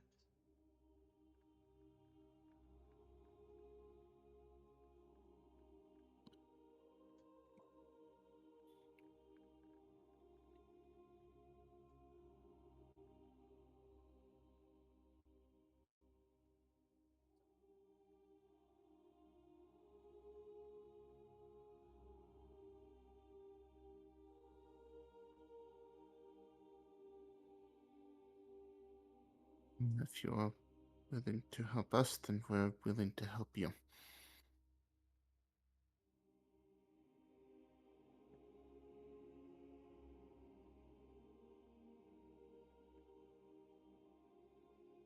And he smiles then.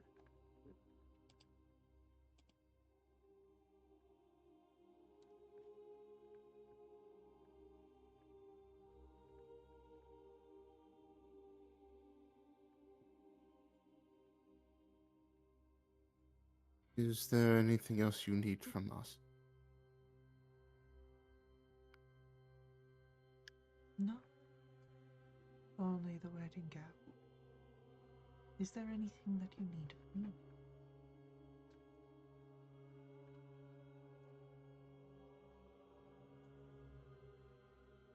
Beyond the restoration of the mind for your friend.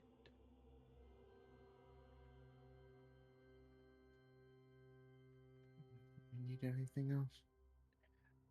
I'm just gonna shake his head and just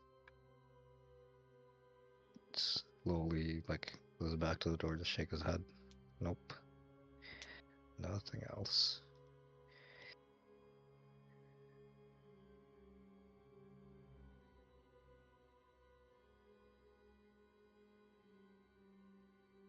I don't have anything else. All good here? Thing from me.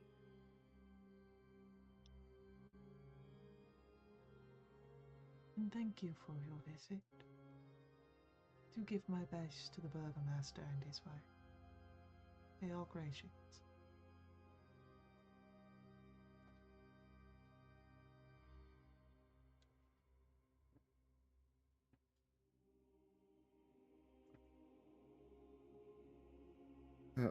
Val will give a nod.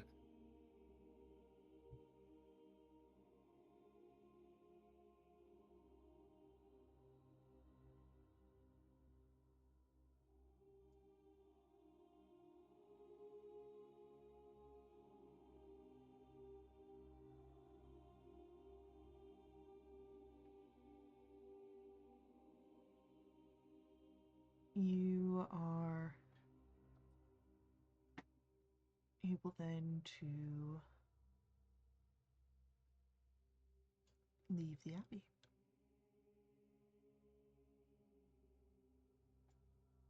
If you so wish. I wish that very much.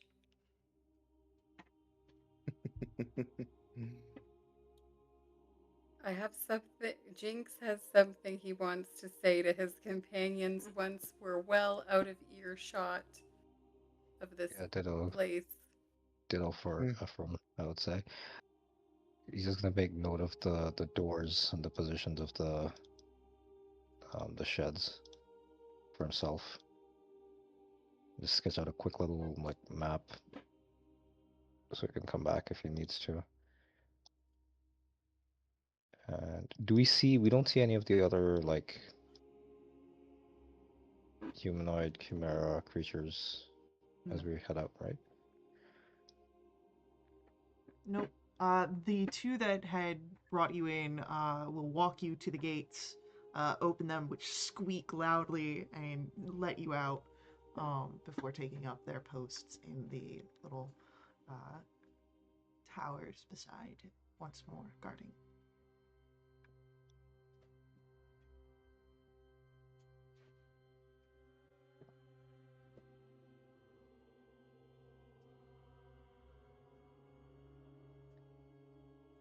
So we should be out of earshot by the time we get to around here or so, I'm guessing. Yeah, or when I change the map.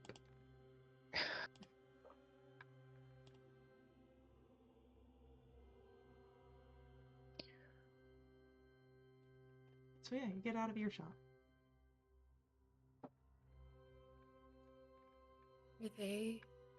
Is that where all the bodies are going out of the graves? To make that bride? Yeah. Could be. I never asked about the abbot when I was here. They just didn't mention him. They avoided the place. He's been here for so long. He's just a fixture. It's just a story. I didn't realize that. I don't like using religious words, but this is unholy, almost.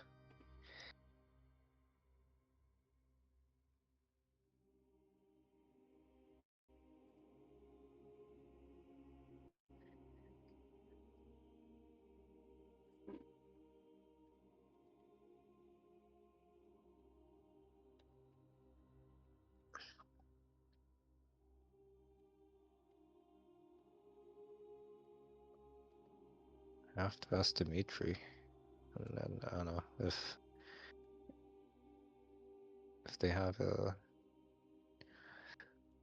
Because the abbot mentioned they are good people. Has he met them before? Is there a deal? Ugh.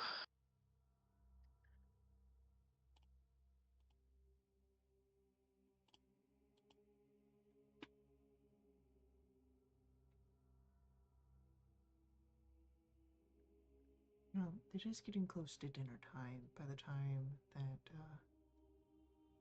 you're able to make your way back to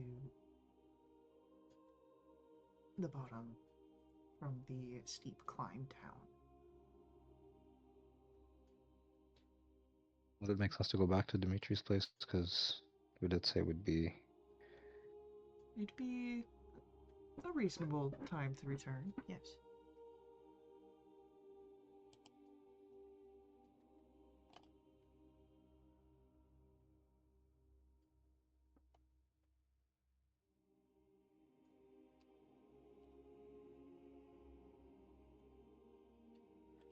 You are welcomed into the house.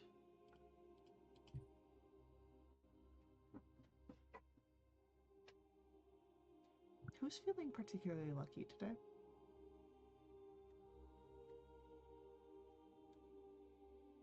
Mm, Mm, it's not me. I can give it a go. Cool. I want you to roll for me a. We'll call this the D100. That's what we'll call this one. D100. Okay. 42. Good to know. Thank you. Yeah, you're welcomed in. It's a similar sight to what you've seen before, just the figure of Dimitri and Anna.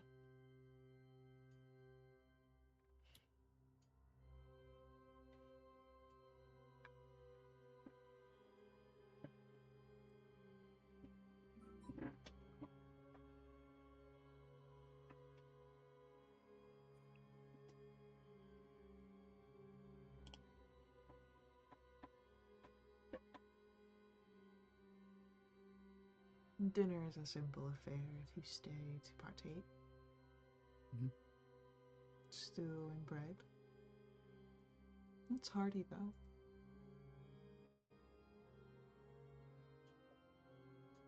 As before, it was stated that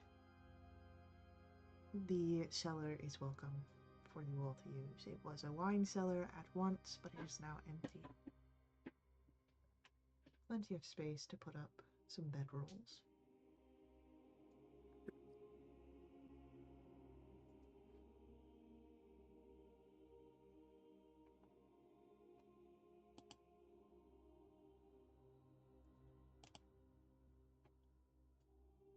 I think Ephraim's gonna ask Dimitri, like just after they're done eating, maybe over some tea or wine or whatever, and just ask him kind of flat out, do you know what the abbot is doing up there? No, I do not keep Do you tabs on the abbot. He came in, he settled in the abbey, and it has not ever been quite the same since then.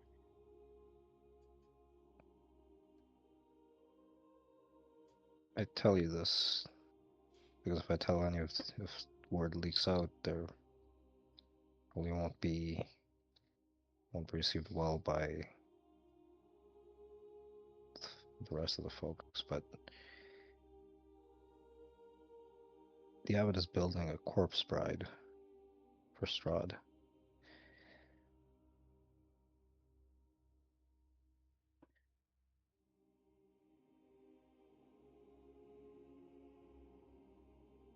And you know this to be true.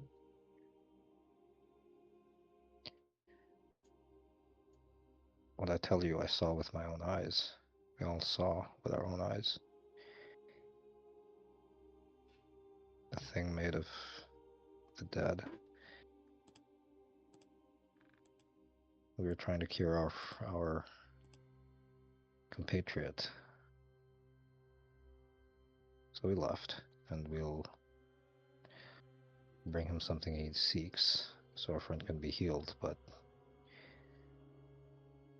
you know, I didn't pay any attention to the unease people had about the abbot, but now I worry for you, for everyone here.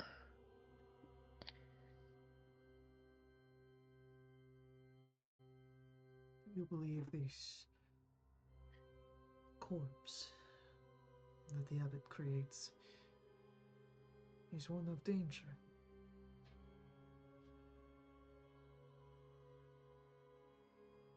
Not to Krusk, not yet. He believes this will be the true bride, and once she is wed, the curse will be lifted.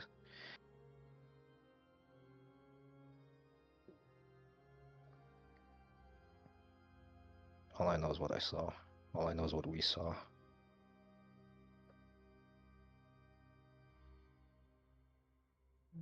I see.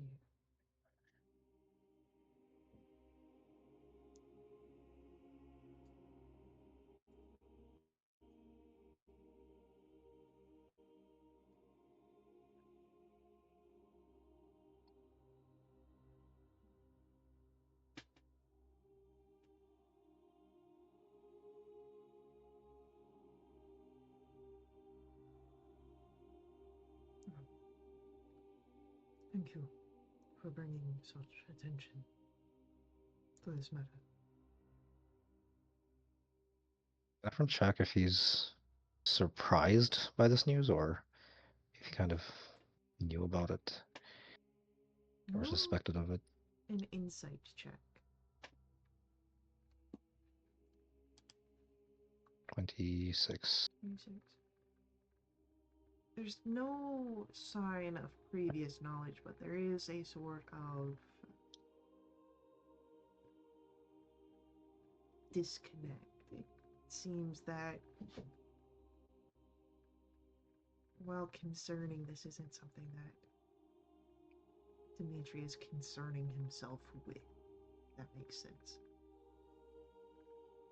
It's more of knowledge that may become useful at a later point, but right now, it's just knowledge.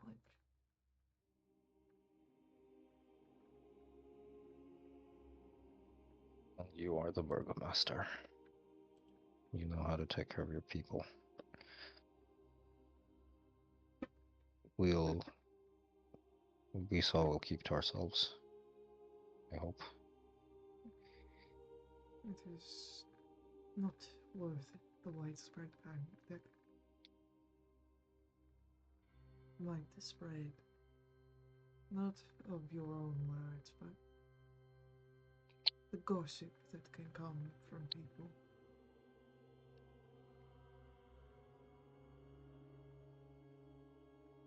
Things can get twisted.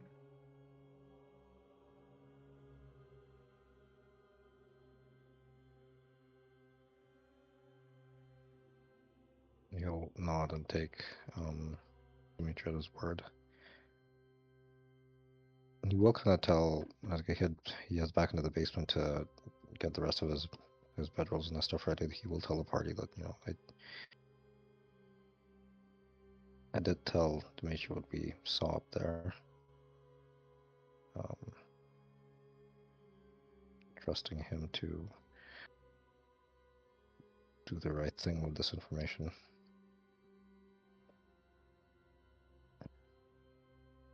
But not to panic the rest of the villagers.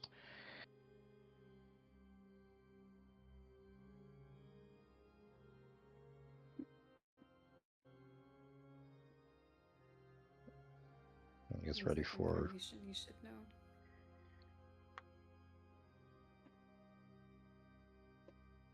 Oh.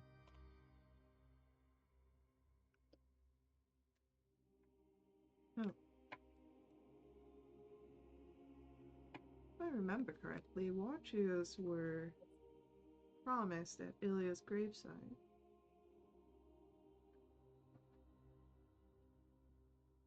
That's right.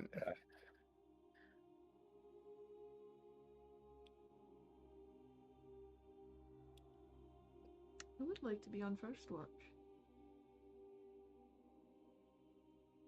I'll take that. I'll volunteer for second watch. Witching hour and all that. Third. I'll go third. Alright. No, we can have double ups on third.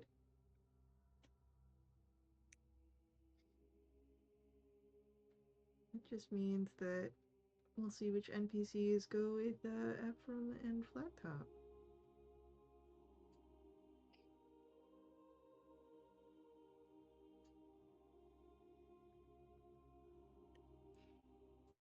Alright.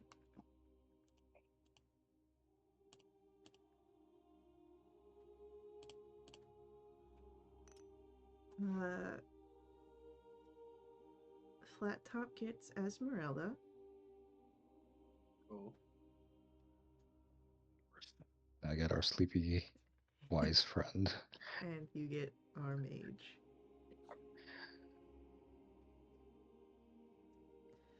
Alright.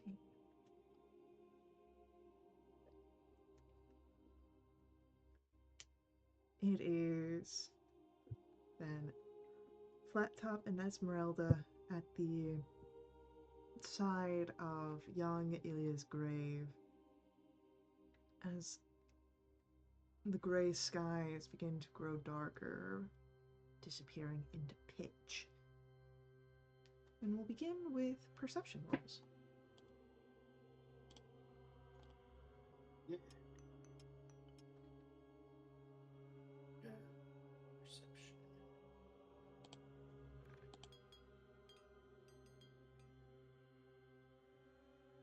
Okay, Even 10. beautiful.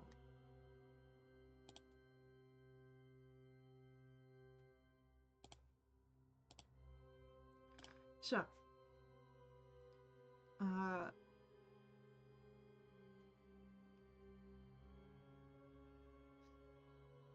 Esmeralda seems keenly aware of what's going on in the evening.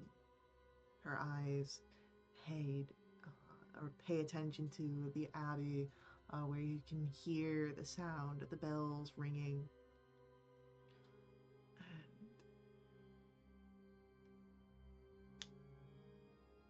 flat top for you, the bells are really the only thing out of place in the evening. Everything else seems like you might expect out of a sleepy village.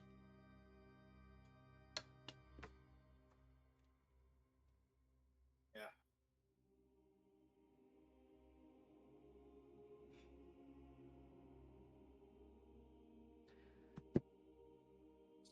Good.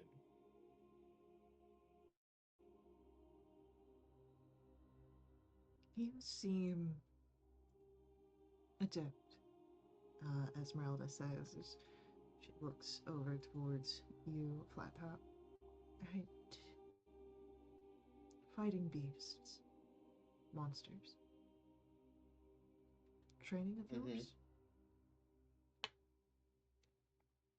Or just happenstance?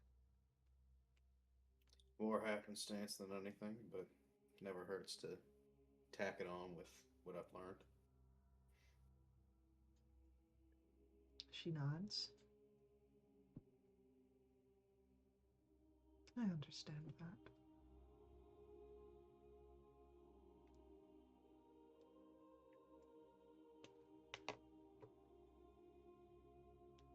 Bless you, Sage. Yeah. No, it's a tough living, but it's one worth following, and I find it helps others. Hunting down monsters and making sure they don't get in the way of others.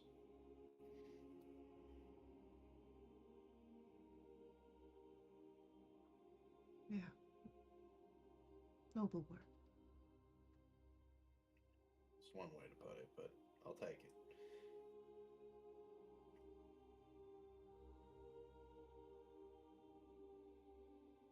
What about you? You used to fighting down all manner of terrifying creatures and whatnot?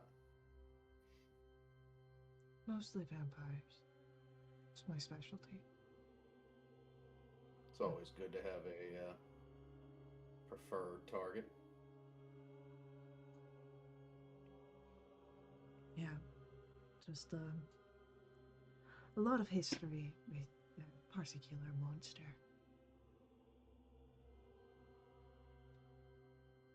Fair enough.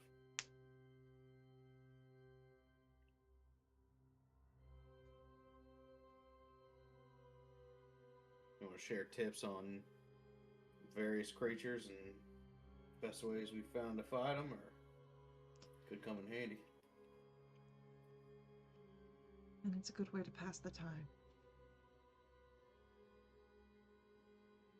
So, the two of Flat you, Top will, yeah, open a book and that he's got a little journal of his and flip through and start discussing. yeah, the two of you go back and forth, discussing the finer points of some of your better missions. And eventually, our second watch comes with Ephraim and our mad mage.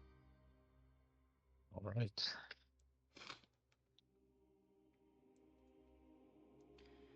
We'll begin, of course, with our perception checks as you step out to the graveside in the cold, chilly night.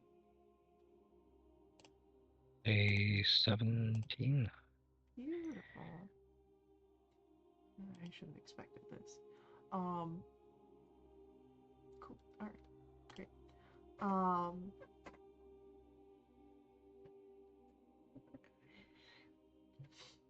How are we supposed to see anything when there's no light? Can't you grant yourself the ability to see in the dark? Can I? And as he looks at his hands, he puts them over his eyes and then takes them off and Nope, it's still dark. Hmm. Well,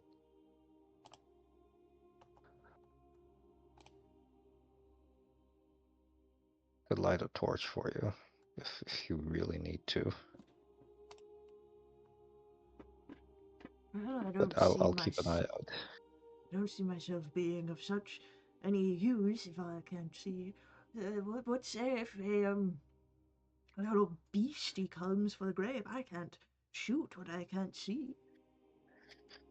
I'd rather you not shoot, to be perfectly honest. Because from previous experience, if you calling down thunder and lightning would probably burn down part of this village.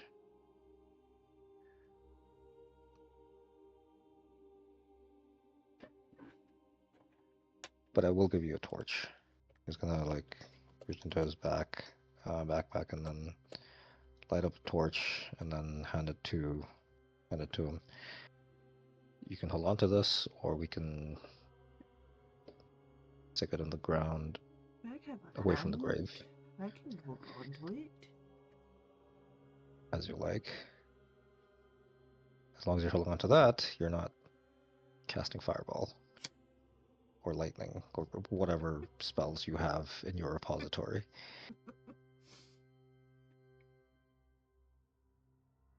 Just hoping I won't see any of those little things out here.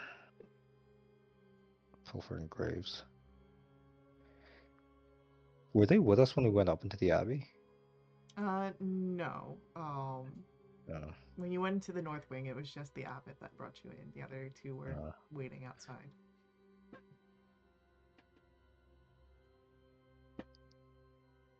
Good thing you didn't go in there.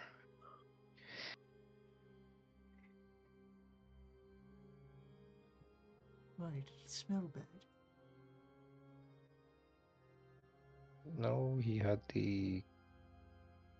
Oh yes, the corpse doll thing. Sure, the corpse bride.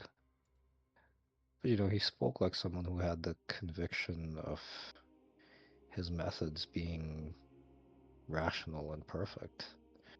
And Who's I to suppose say I was... they aren't? We all die sometime. It's an affront to take back what's already gone. The wheel turns. Bones go into the earth. You can't just call back dead things and make something alive out of it. That's not how things are supposed to work. There's many things that aren't supposed to work the way they do.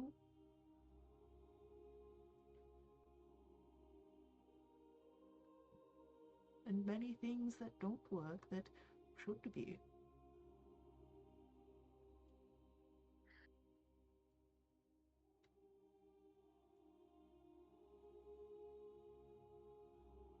This conversation is making me want to drink, but I can't because I have to keep watch. You could drink the waters. The ones from the shrine. Oh, I've had that water before. I'm sure I have. Didn't seem to have any effect. But it is refreshing. They say it's blessed. What do I know? More They believe than it you is. care to admit, it seems. Sorry, what was that? I didn't get it completely. More than you care to admit, it seems.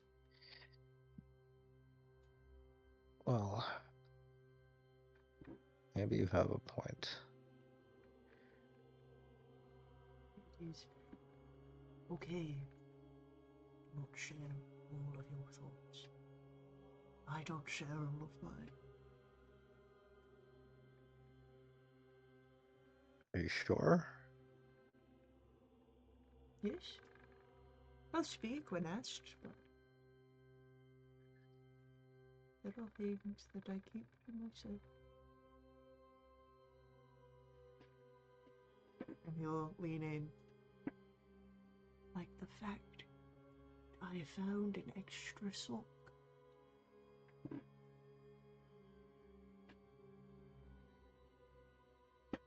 Well, what if it's one of Valen's laptops and they're missing one?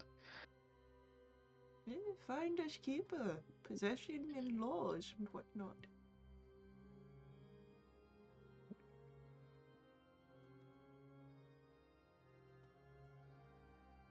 I mean, here in Barovia, you're probably right.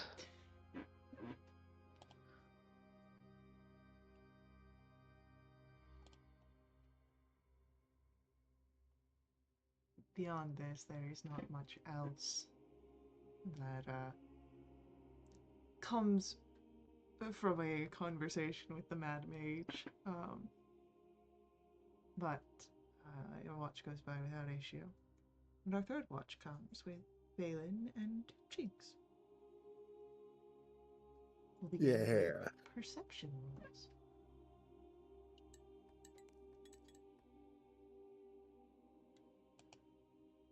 That'll be a 28. It's so strange seeing the dice show up in different areas between the spectator screen and then the DM screen.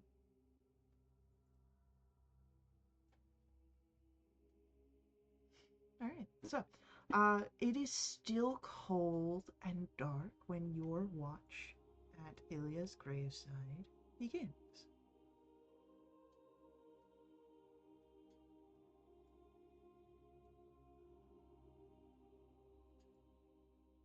Just quiet. You only hear, of course, the expected sounds. The sleeping village.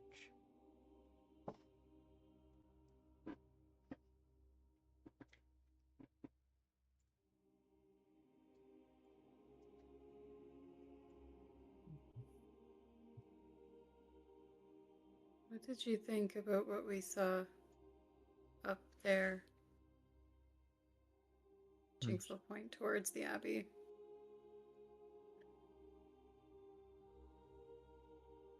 I'd like to put it all out of my mind is what I'd like to do.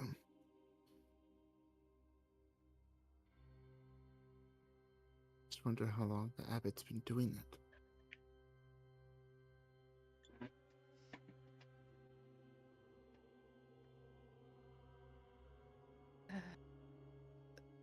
And how did he learn such magics? How did he get this power? Did he make all of the people that are up there?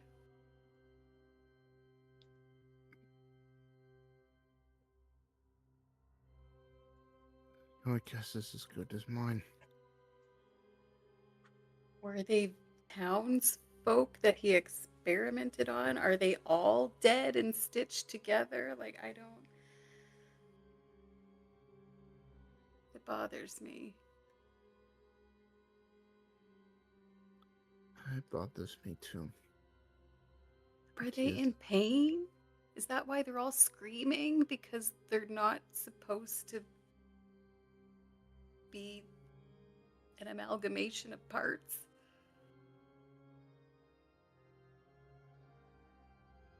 Probably.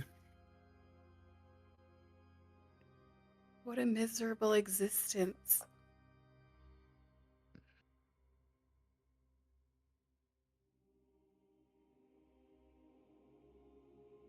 is vile. Don't get me wrong. The habit does also seem our best chance at killing our mage friend. Yeah. Where the hell are we gonna find a wedding gown? I haven't seen any bridal boutiques in Barovia. With any luck, maybe if we're lucky.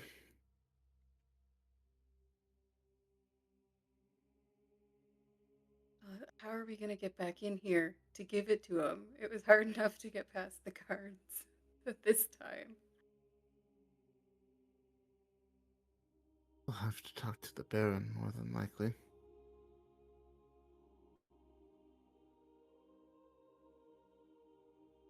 I mean, if he knows we're coming back to town, he could just let us in. True. Maybe there's a talented seamstress in town.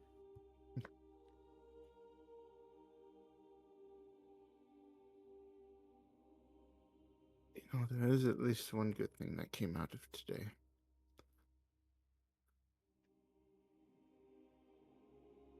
Since you are speaking and smiling normally. That's right. I didn't like it. Not being myself.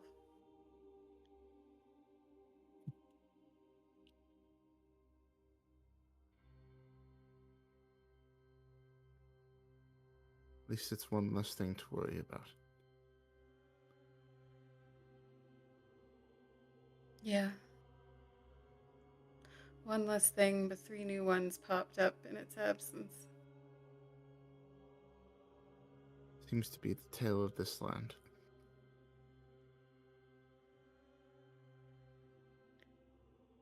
Yeah. True that.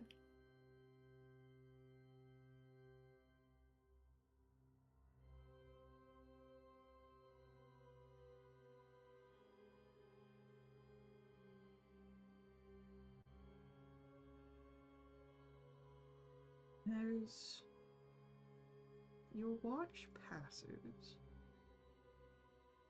and as Jinx heads back in to the house, Valen, Mm-hmm.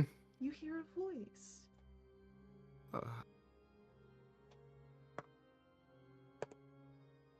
lord, do we really think it wise to offer a gown to a bride that is not the one that Strahd desires?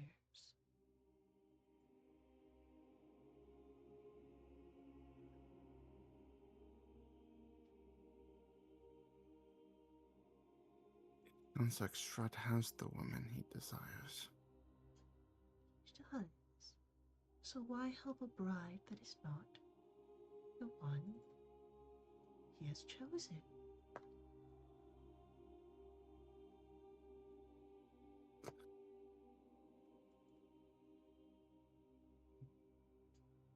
I'm gonna guess what this. I think I know what this voice is getting at here.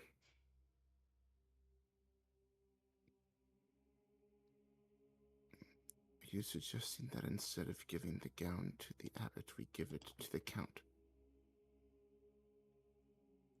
I'm sure that there are, of course, plenty of fine gowns within Castle Ravenloft. But what better wedding gift than a dress for the bride?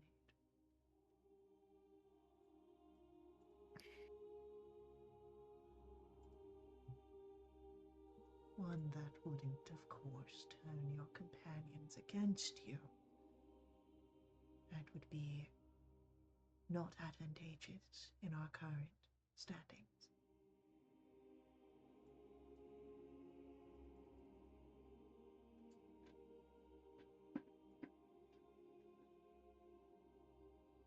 But what was the voice saying? That It would be a gift that would not pit your companions against you, as that would not be advantageous in your current standings.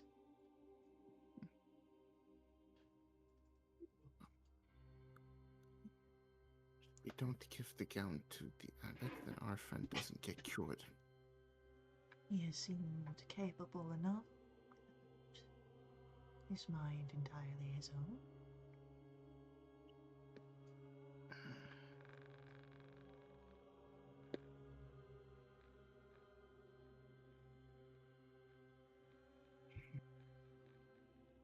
I really wish to aid whatever Abbott is planning. An odd one he is. Surely hiding more than what he said.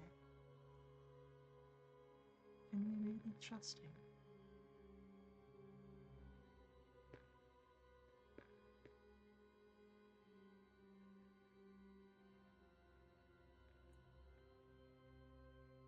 Miss Hayden, this voice is right.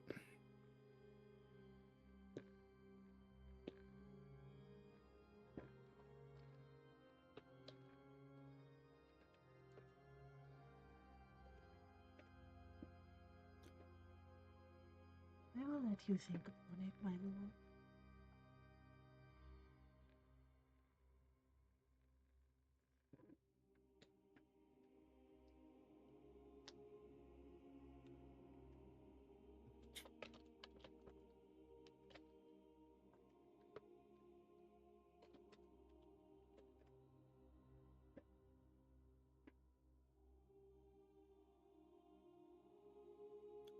I would say, after saying that, Venom looks into the distance out at Castle Ravenloft, or in the direction it would be.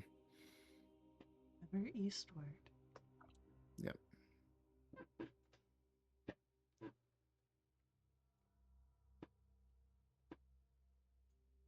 Well, after that, it's easy enough to go back into the cottage, and you all can press a long rest button.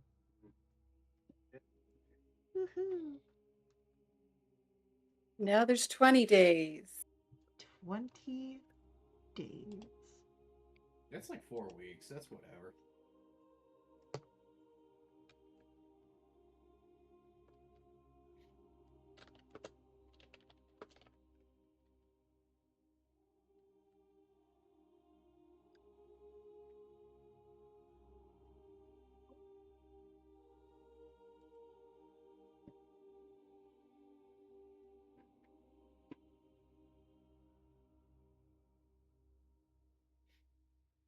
Right.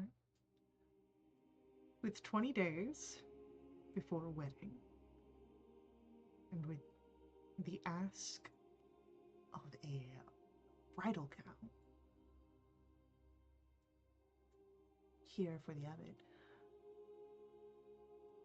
what plans do our adventurers have? Do they go to Valaki? Do they ask around Kresk? Do they search elsewhere?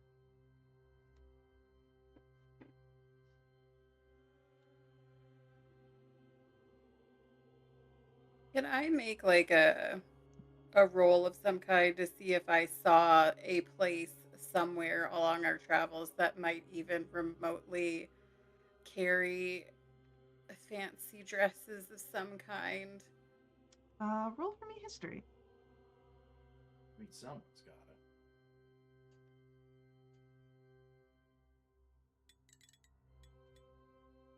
It was 19. That's an 11.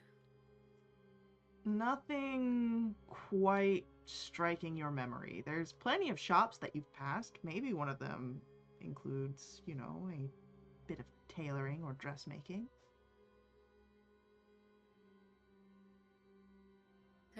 Maybe Blinsky can make bigger scale outfits. Right? Just pretend it's for a life-size doll.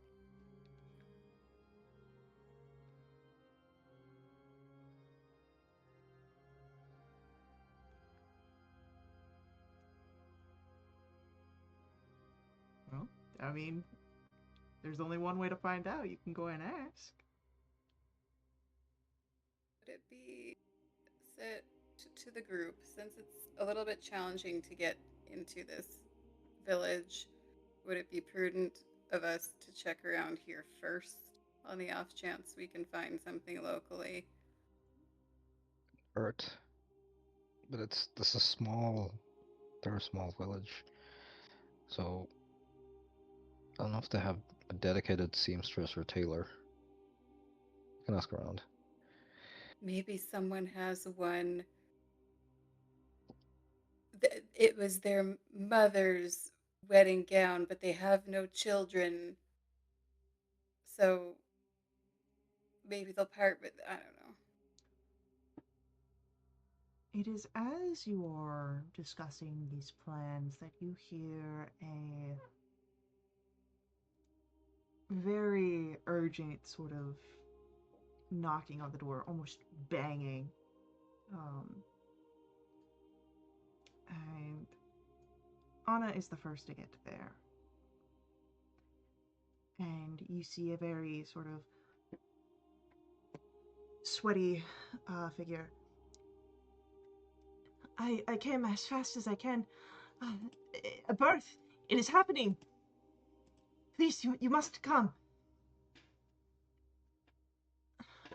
And Anna, yes, I will be there. And the two of them set out. Ephraim's gonna follow right away. I think, again, just in case, moral and/or medical support. Yeah. Does anyone else like to follow? Jakes will follow, but so that he can lean in and kind of quietly ask Ephraim, is Anna a midwife? I've never asked, but I'm sure she has delivered children. I mean, she I'm delivered just 4 of them. confused. I mean, Sorry, that was wrong. Damn.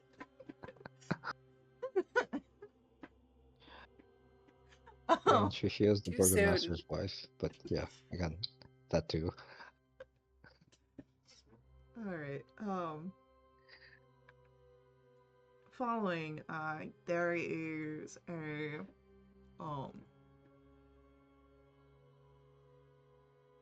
small group gathered around this cottage, and as Anna steps in,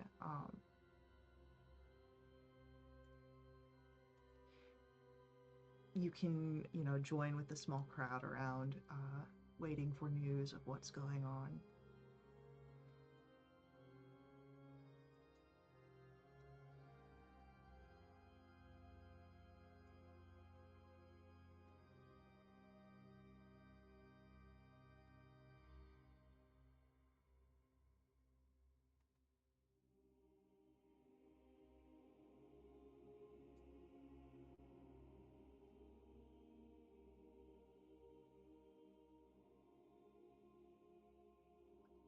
It's a few minutes. Maybe 15, 20 since you arrived. When the door opens and a woman comes out. One that you've not seen before, but she's sort of wiping her hands with a towel. She's older and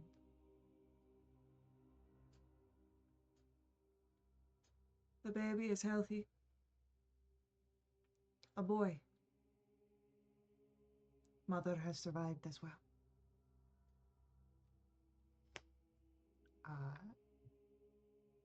Anyone who's present can roll for me an insight check. No, other people's dice. Oh, no. Balin's thinking something Sev- else. Yep. that 7 becomes a 10, which makes it a 21. 19 for Ephraim. I'll take a crit. Yeah, so this will be anyone that's not Balin. the woman is likely the actual midwife that you're seeing here giving this address to the crowd that's crowded, but um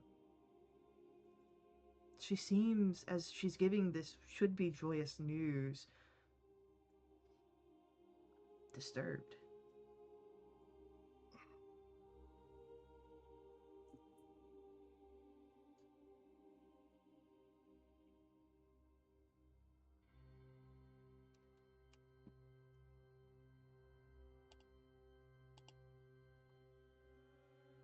We're still in a crowd, so I guess can everyone step closer and just kind of ask in a low voice, like just the baby is healthy? Any cause for concern? She gives a sigh as she looks at you, Ephraim.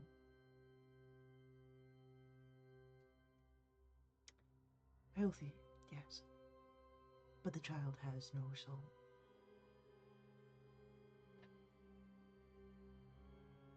How do you know? My mother, when she was teaching me her ways, told me that newborns are soulless if they don't cry. The baby that I just delivered did not cry.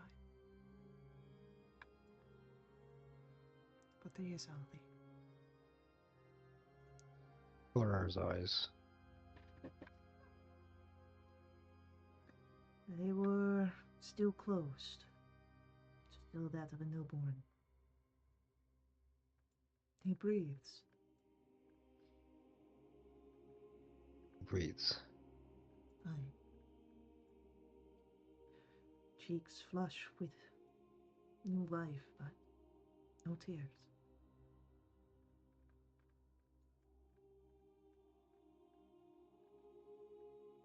It is a sad occurrence.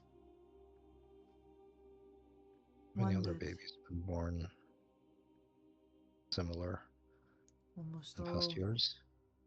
almost all babies I deliver do not cry.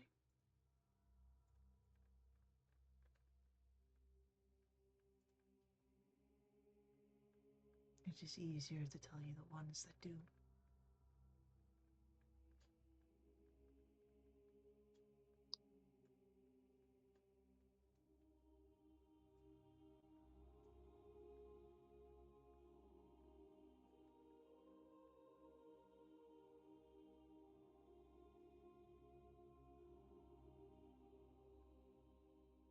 The immediate question that comes to Ephraim's mind is he's gonna step back for a minute and just kind of very like pull Villain and Flat Top and Jinx aside and just kind of run them through what he just heard from the midwife. At the same time, he's looking out at the crowd and seeing like as he's processing this, he's gonna be like, are the children here? Is there something off about them? Are there children in the crowd at all? You don't see many children in the crowd gathered here, but you know that there are children in Kresk. You've seen them before. We rescued two of them. You did rescue at least two. Well, Valen and Jinx did.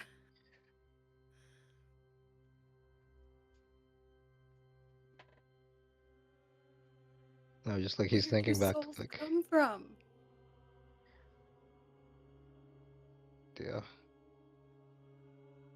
Why wouldn't they have one? I couldn't tell you Did if the I have parents one. miss a step?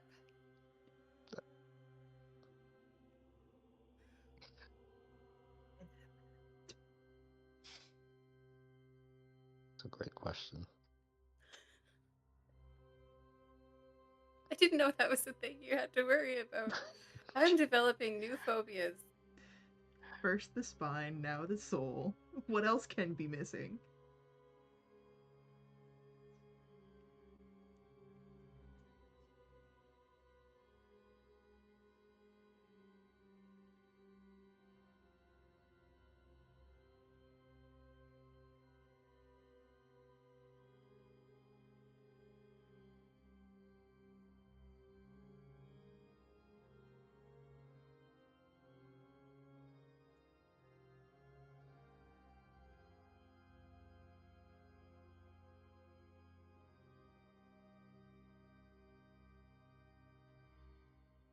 And yeah, no information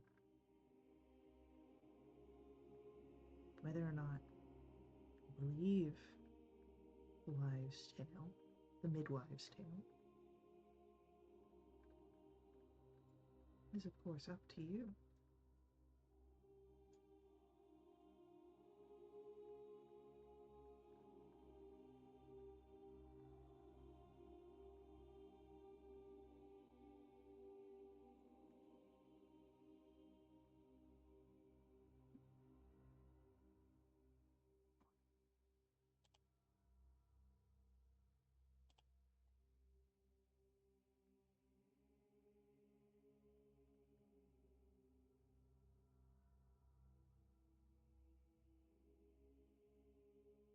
But perhaps that is a thought and discussion that can be had during our next session.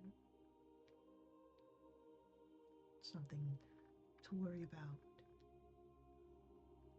when we return to the mist.